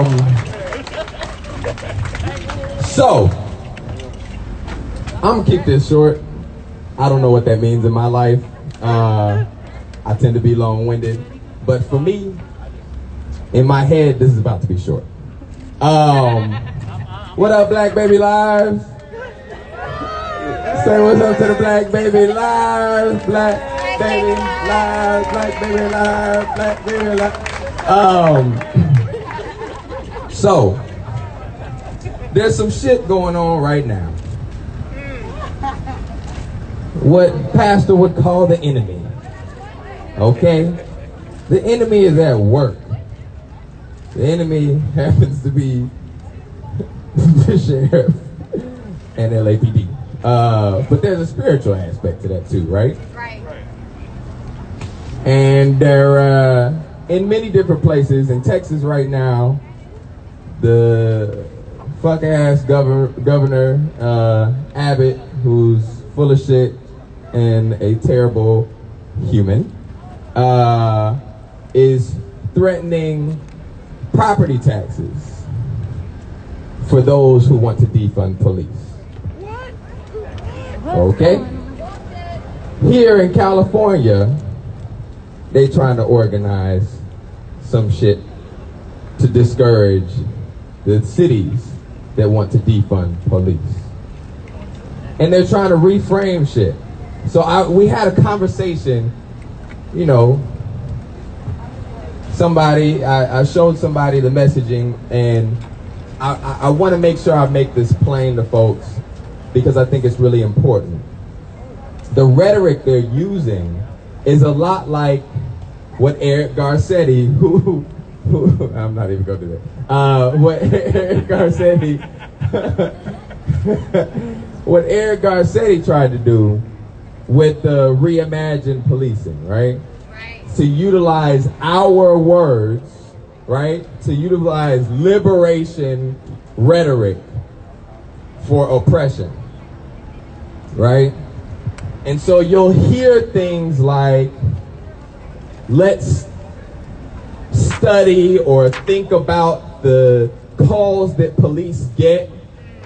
Let's think about how to incorporate mental health professionals into law enforcement. Hell no. Now, these sound a little similar if we're not listening carefully to what we're talking about. You hear the word community. That's what community policing came from, is us saying we want community-based solutions, and then them being like, oh, community? Cool. Here's the compromise. Community and policing together. Like, no, we don't want no motherfucking police. That's what abolition is. We want to abolish the police. So police shouldn't be nowhere in that word, in these solutions. In the name of these solutions, unless it's called the Committee to Abolish Policing, that's the only committee that we want to fund with the word policing into it, right? That's not, you will hear that rhetoric, and there's a lot of money going into it to fool people into voting for things, supporting things that actually fund policing, that intimidate people to stop saying boldly, defund the police or abolish police. And I want y'all to be very aware of that. That's why we have to continue to be in community, radical community. Radical meaning getting to the root of it. Yep. Community, group-centered shit. Okay? That's the definition. If you look it up in Webster, community says group-centered shit. All right? We don't look to Webster for our definitions, okay?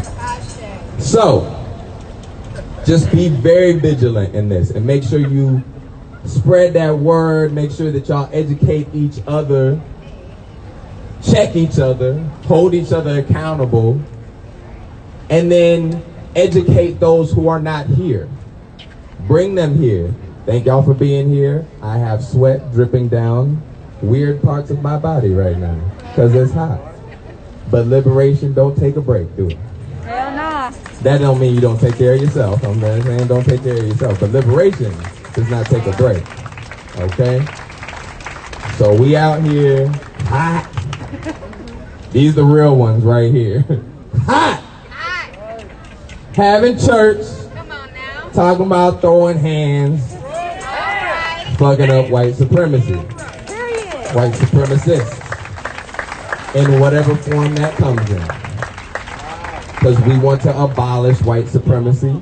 We want to abolish transphobia. We want to abolish, speaking of transphobia, I want y'all to make sure if y'all see some transphobic shit going on, you call it out, you shut it down, and you treat it like white supremacy.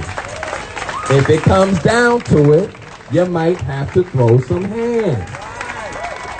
And it might be your own friends. We don't tolerate that shit. All right? That is what liberation looks like in radical communities. Sometimes you gotta hold your own community accountable. All right? You always gotta hold your own community accountable. But anyway, that's my spiel for today. Other than that, fuck the sheriff. Oh, y'all done forgot already? Fuck the sheriff. Fuck the sheriff. Fuck the sheriff. Fuck the police. Fuck the police. Fuck the police. Fuck the police. Say, try Jesus. Don't try me. Cause I throw hands. Amen, amen, amen. Say Jackie Lacey must go. Say Jackie Lacey must go. Say Jackie Lacey will go. Say Jackie Lacey will go. Say Jackie Lacey must go. Say Jackie Lacey must go. Say Jackie Lacey will go. Say Jackie Lacey will go. Say chant down Babylon, black people ought to bow, we ready. Hey, fuck our city. Hey, chant down Babylon, black people ought to bow, we ready. Hey, fuck our city. Hey, say chant down Babylon, black people ought to bow, we ready. Hey, fuck our city. Hey, chant down Babylon, black people ought to bow, we ready. Hey, fuck our city.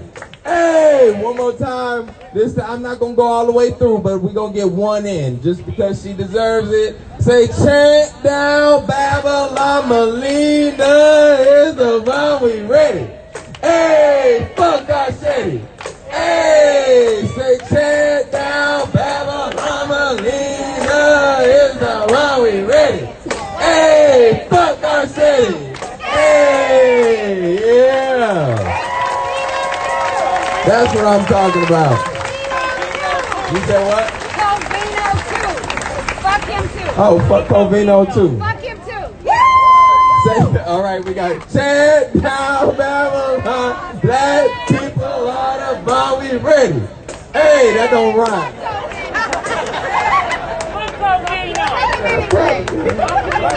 She's from H-Town, so I forgive her, you know what I'm saying? But it don't rhyme. We can't be having white supremacy in our chants. No. It's got to rhyme and it's got to have a rhythm to it. Amen, amen. Make sure y'all get the, everybody follow Reimagine LA? Everybody following? Who's not following Reimagine LA? Okay. Who wants to go to hell? Okay, great. Just making sure y'all listening. So make sure y'all make Black Lives Matter every day, every second. Make sure y'all constantly thinking about how to defund the police, how to organize y'all sphere of influence. Make sure y'all are organizing y'all friends, getting them out here. I know it's hot, but we gotta show up. We gotta show up in the streets, and this election is coming up. Woo! this election is coming up, we gotta fuck some shit up before November to make sure people know that we coming. We gotta come out there in the biggest numbers ever and make it very clear what we coming there to do. Fuck shit up. We here to dismantle, right? So we want to scare the shit out of both parties to be like, look, we here for this, but you might be on the other side of this shit very soon. We here to hold you accountable too, whoever it is. We scaring the shit out of whoever, okay? I want, y'all, you know, I ain't gonna tell y'all what to do because it might be illegal, but bless y'all. Fuck some shit up. Next up, we got my favorite, one of the best speakers of all time, one of the greatest liberators, here in boxing gear, ready to throw hands. They said, try Jesus, don't try me, because I throw hands. Future!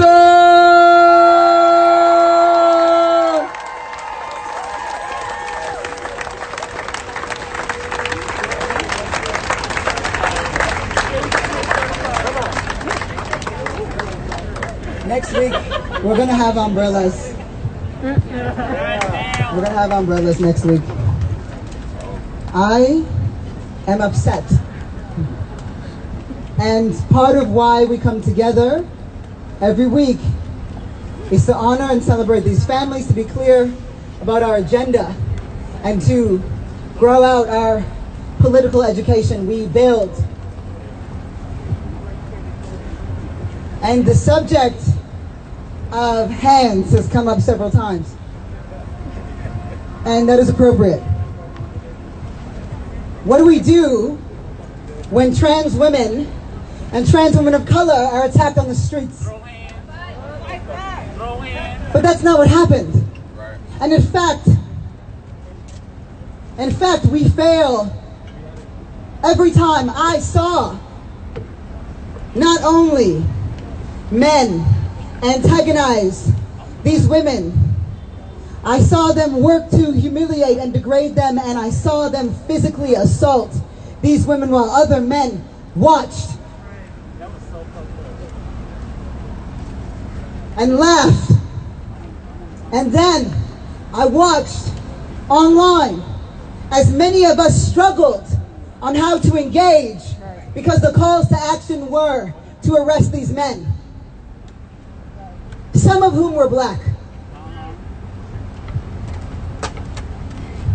And so we have got to ask ourselves, and we've got to be really clear, what are we going to do when that happens? What is our call to action then?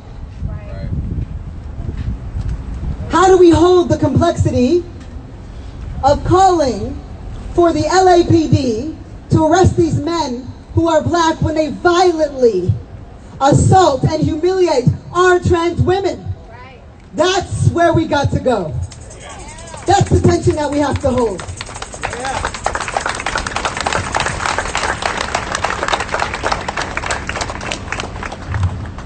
And I come to you sometimes with answers. We come together and sometimes we have answers, and sometimes the work is asking better questions.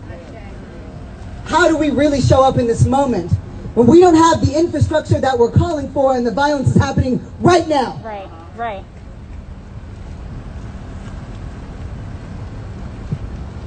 And I have grappled with this, and I have been upset about this, and I have been thinking of this alongside you.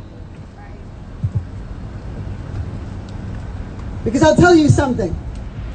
There is no movement if there aren't trans women in it.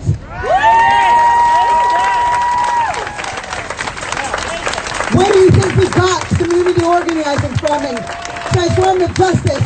We got it from trans women, we got it from undocumented people, we got it from black people. And so,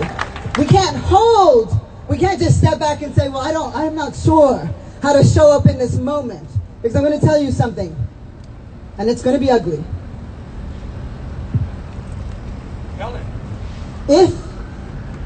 If the question is to protect trans women or to do nothing, because we aren't sure how, if that is the question, then we've got to be asking better questions, because the answer can't be to do nothing. The answer can't be silence.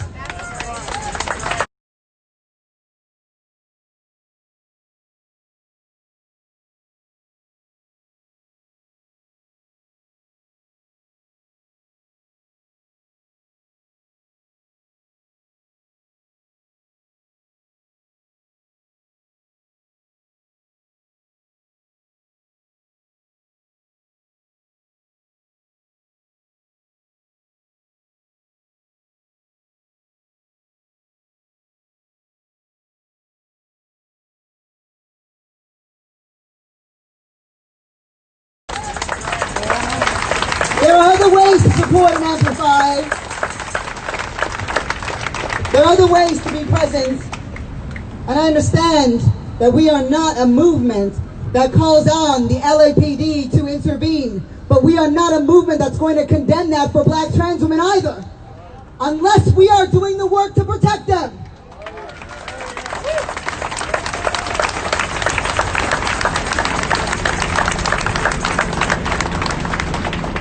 I want us to be in that tension. I want us to be in that contradiction. I want us to be and exist and live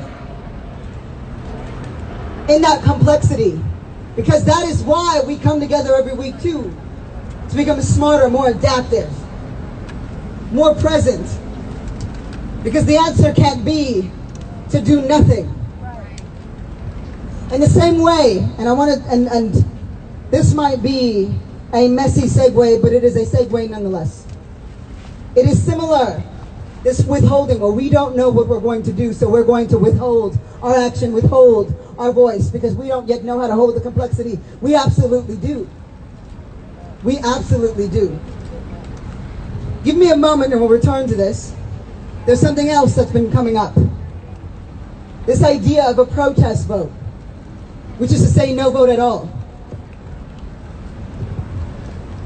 Maybe we aren't clear on what protest is. Protest happens when politicians and policies have failed to protect people.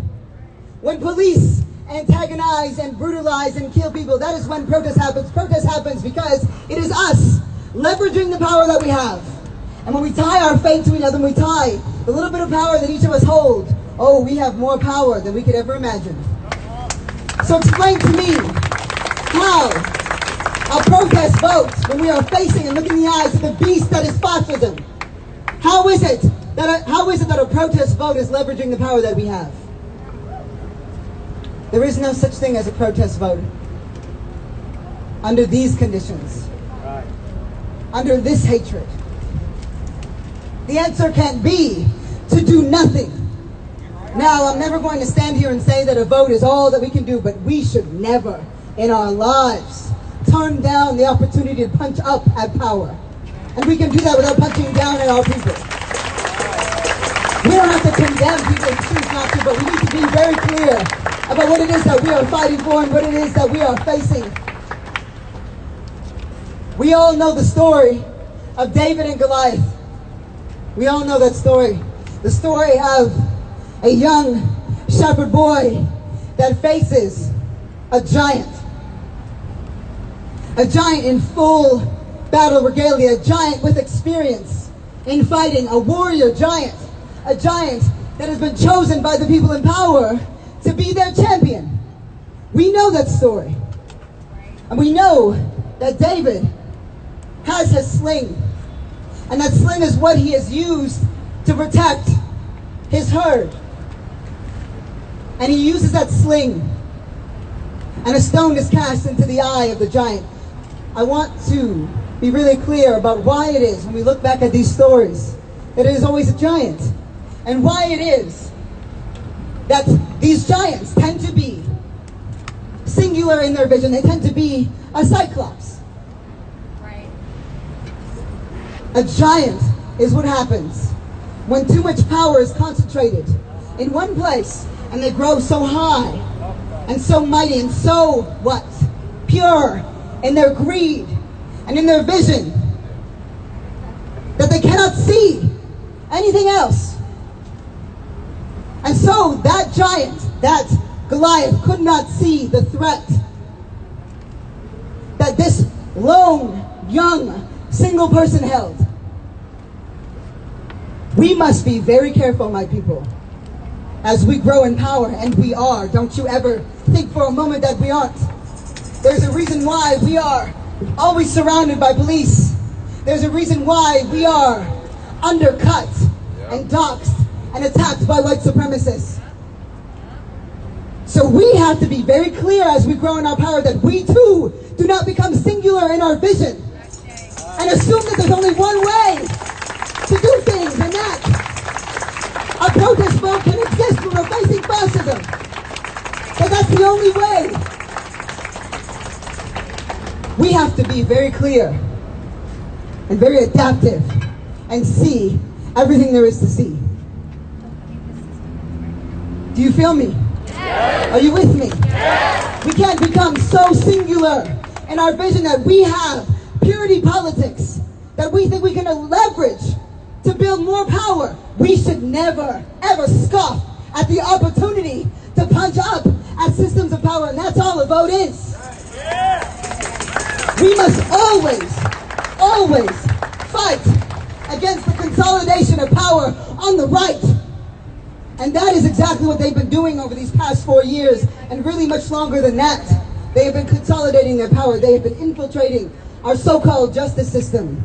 And in the meantime, while we stand so high and mighty and think that we can withhold throwing punches at power when we can, we have to be mindful that we aren't so high and mighty in our purity that we refuse to engage in an opportunity to fight against the consolidation of power on the right. With that being said, I want to be really clear that we can fall into the trap of thinking too simply about what justice looks like. So let's go back to trans women of color and black trans women, women who are being brutalized by the streets, sometimes by people who look like me. You see, the reason why we aren't yet ready to have the conversation, and I want to be clear that I'm being facetious here because we absolutely do. What have we been doing for these past few years, if not to be able to hold tension and to move through, because the way forward is through, not around. So we cannot say, I am not going to engage in this and be so singular in our vision because their call to action is to have these men arrested. Your question should be, how can I support this as an abolitionist? Knowing that police are not the answer. How can I show up for trans women and trans women of color and black trans women, knowing that the police are not going to be the answer in the long run? Not whether or not I should do anything at all. Lest we too become a cyclops. Lest we too become so pure and so mighty that we think that we should not ever engage at all.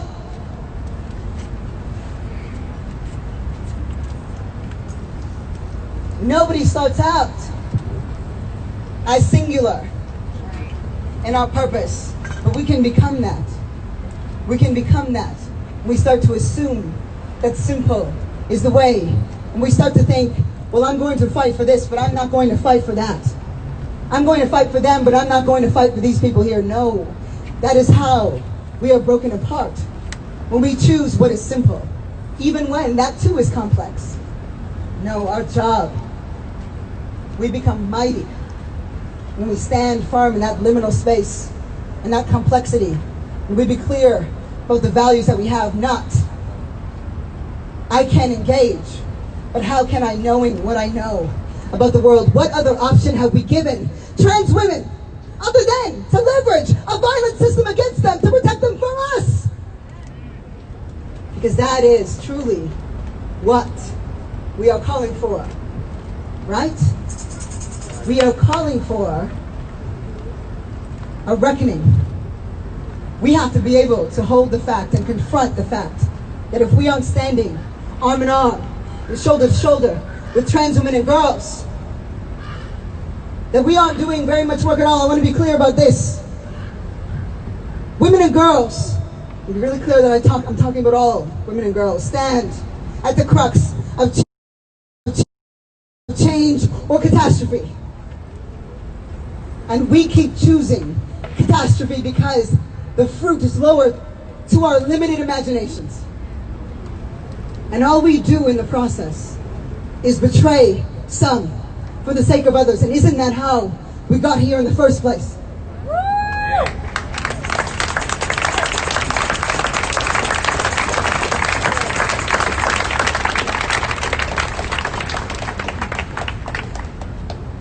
You are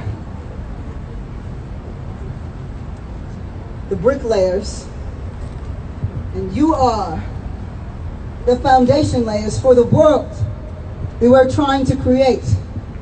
Be okay with complexity. Be strong in it, because remember, your job is not to make people see the light. Your job is to be it. And we will never, ever get to the place we want to go if we are the Goliath to somebody else's struggle. If we betray our systems. Or what's easier? Because true power cannot come when we are standing on the necks and on the shoulder of our own. That is the power that we were taught. That's an idea that we were taught about what power looks like. That's not power at all. Power is when we come together.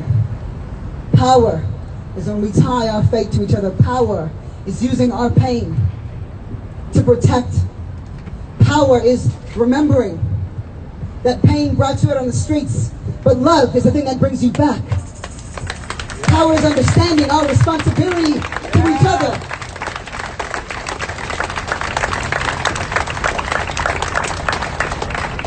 And so when you go home, for those of us who are fortunate enough to have one under a pandemic, with billionaires who are profiteering off of pain and pandemic,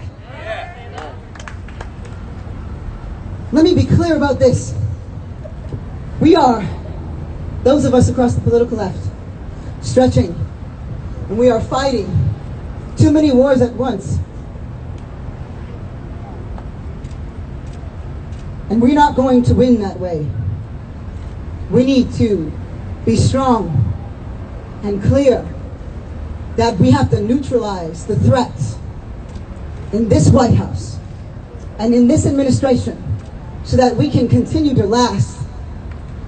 We should never ever think for a moment that we are not fighting a lone Goliath. We are fighting multiples. We are fighting many wars. And if we aren't careful, we're going to betray each other to think that we can win in the short run by betraying each other for what's easy and what's simple. No, we shan't. We won't. So when you go, to wherever it is that you go, know this. It's all of us, or it's none of us. Know this. It's our siblings and our sisters that we are protecting, or we are betraying them. We are not fighting to replicate and to be the colonizers of other people. We are fighting against the belief system. And so we have to be very careful. We aren't betraying each other in the process, because that's no belief system at all. That's just us replicating and reimagining what colonialism and white supremacy could look like. Wow. If it's more convenient for someone who looks like me, or someone who looks like you. We will not settle for half love. You can't love half of me. We can't love half of our sisters. It's all of us, or it's none of us. And that's true all the time.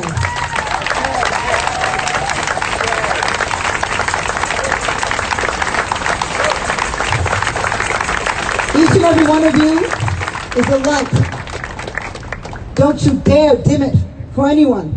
Again, you have spent your lives shrinking and being told that you weren't enough. And we can fall back into that and think, well, I don't know if I can engage in this because I'm not strong enough on my own. Oh, but you are. Because when you are the light, we come to you. We are you. We are drawn to you. You are here to live powerful and remarkable lives and to ensure that other people can do the same. There is no other reason why we are here at this time with each other right now. Yes?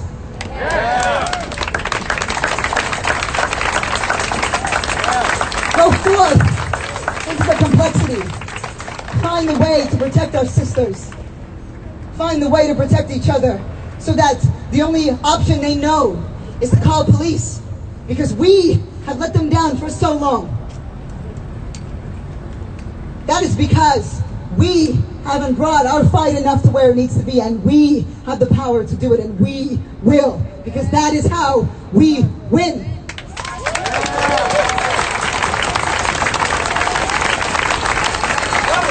We're family now. We're family now. You may have thought that you were just walking into a protest, but you were walking into your life. This is your life now. And we're married now. And we're going to show up in that light and in that love, and we're not going to betray it because to betray them is to betray ourselves and our beliefs. Yes? Yes. I don't have a beautiful one-liner today. I only have my heart. Take it and be good to it and use it and give me yours. Let's protect our family, because we find out who we are in service to others. Black Lives Matter.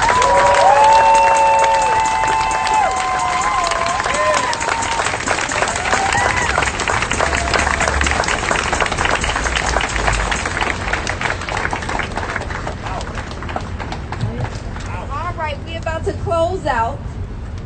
However, before we close, there's a couple of things we want to do, right? So we understand what our fight has to be about. All of us or none of us. All of us or none of us. And I'm not going to say none of us, so it's only really one choice, all of us, right? Yeah. All of us, right? Right. All of us, right? All of us. All of us? All of us. All of us. All of us. All of us. All of us. We also know that as we seek to topple this system, we do it by any means necessary. That means being in these streets. It also means getting to the polls. And I really feel like fuck Joe Biden. I don't like Joe Biden. I know that's unpopular to say right now. Joe Biden fucking sucks though. So the Democratic Party needs to stop giving us trash ass candidates. But I'm still voting. Right. I'm still voting because I'm voting her ass out. I'm still voting because I'm voting for Reimagine LA Measure Check. I might write some shit in for president because fuck Joe Biden and I live in California. You know, if I lived in Florida, it might be another situation.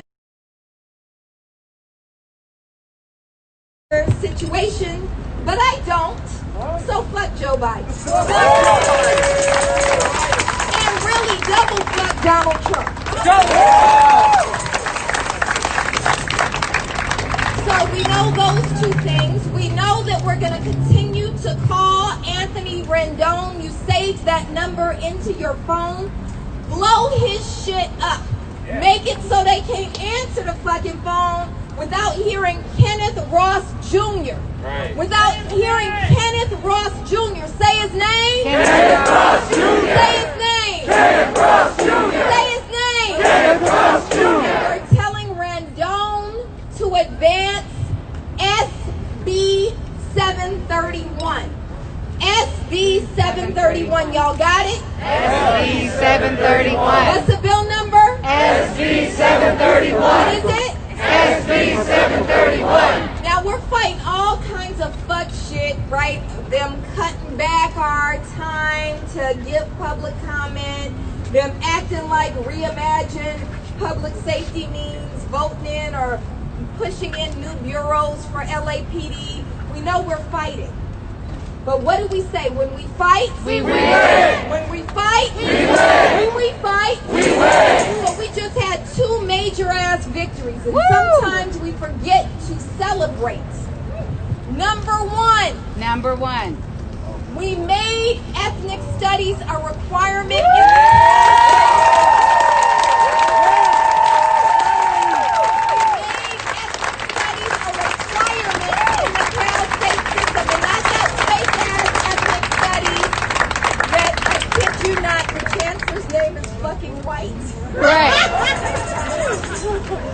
Chancellor White.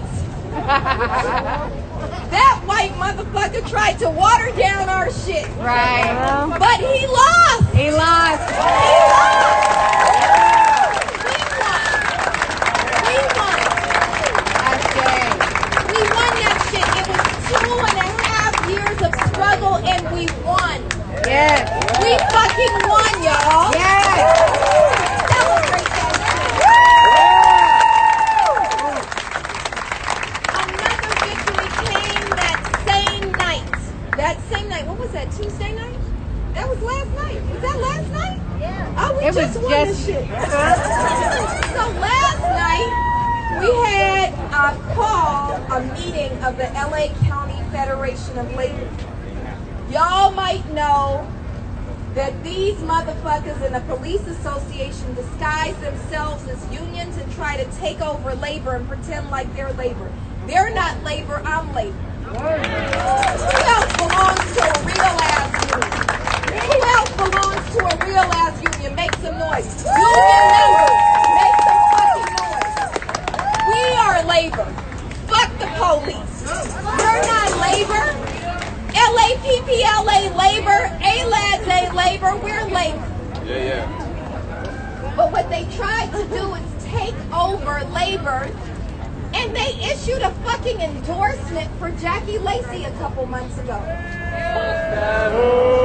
What do we say? Fuck that shit. So last night we said, fuck that shit. And we rescinded the fucking endorsement. So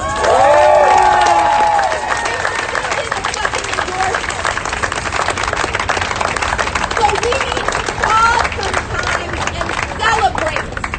We need to celebrate our victories, and we need to celebrate the people who make our victories real. And so we're going to bring up Tabitha. Tabitha, where are you at? To help us with a little celebration time. Already. So when we come together, it's often really heavy, right? And it's rightfully that.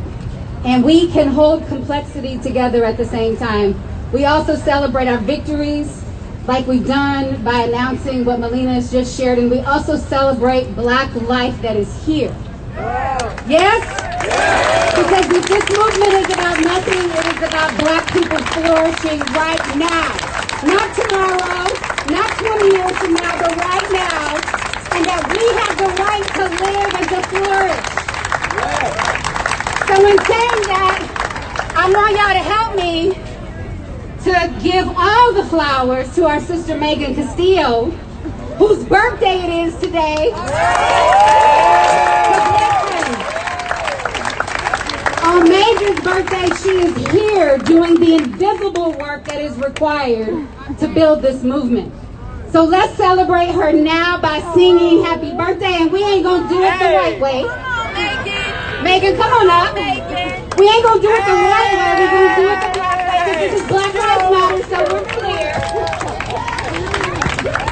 Join me in celebrating our sister Megan Castillo by singing happy birthday to you. Happy birthday to you.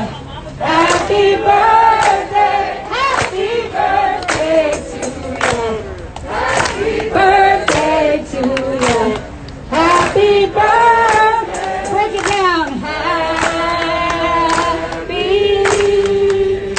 birthday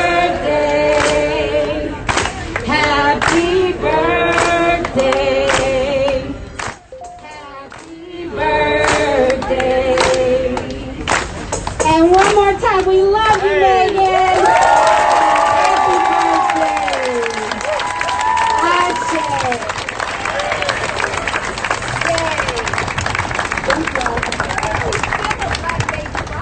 Black baby live. Black baby live. Can the black baby live come up here? Tommy. Where you at,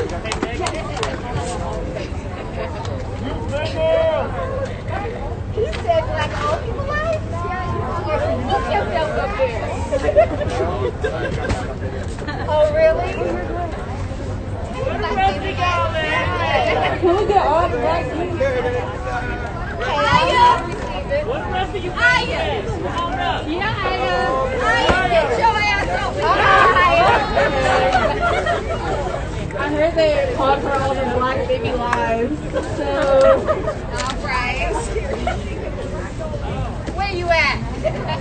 I heard that. Say get your ass up there. Yeah. Alright. Okay, so most of you guys have already done this.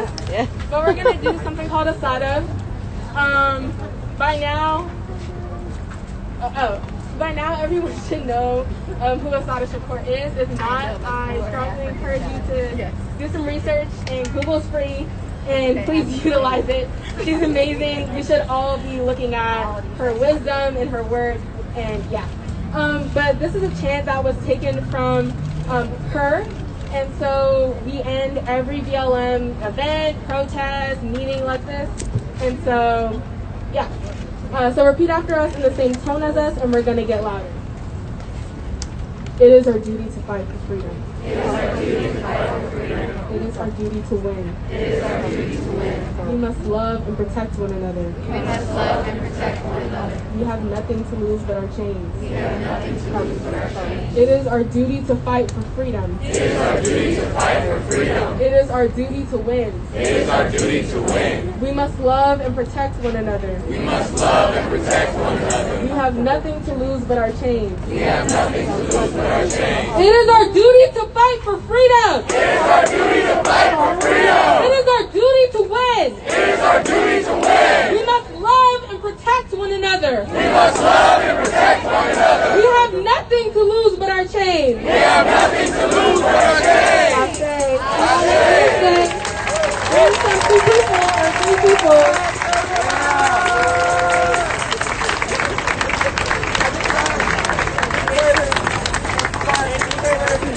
So next Wednesday, what's your action? Bring how many people? 2? Okay, 2 people minimum.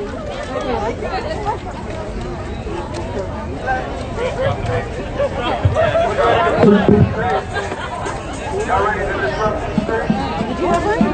No. That's not mine. That we have to handle this situation.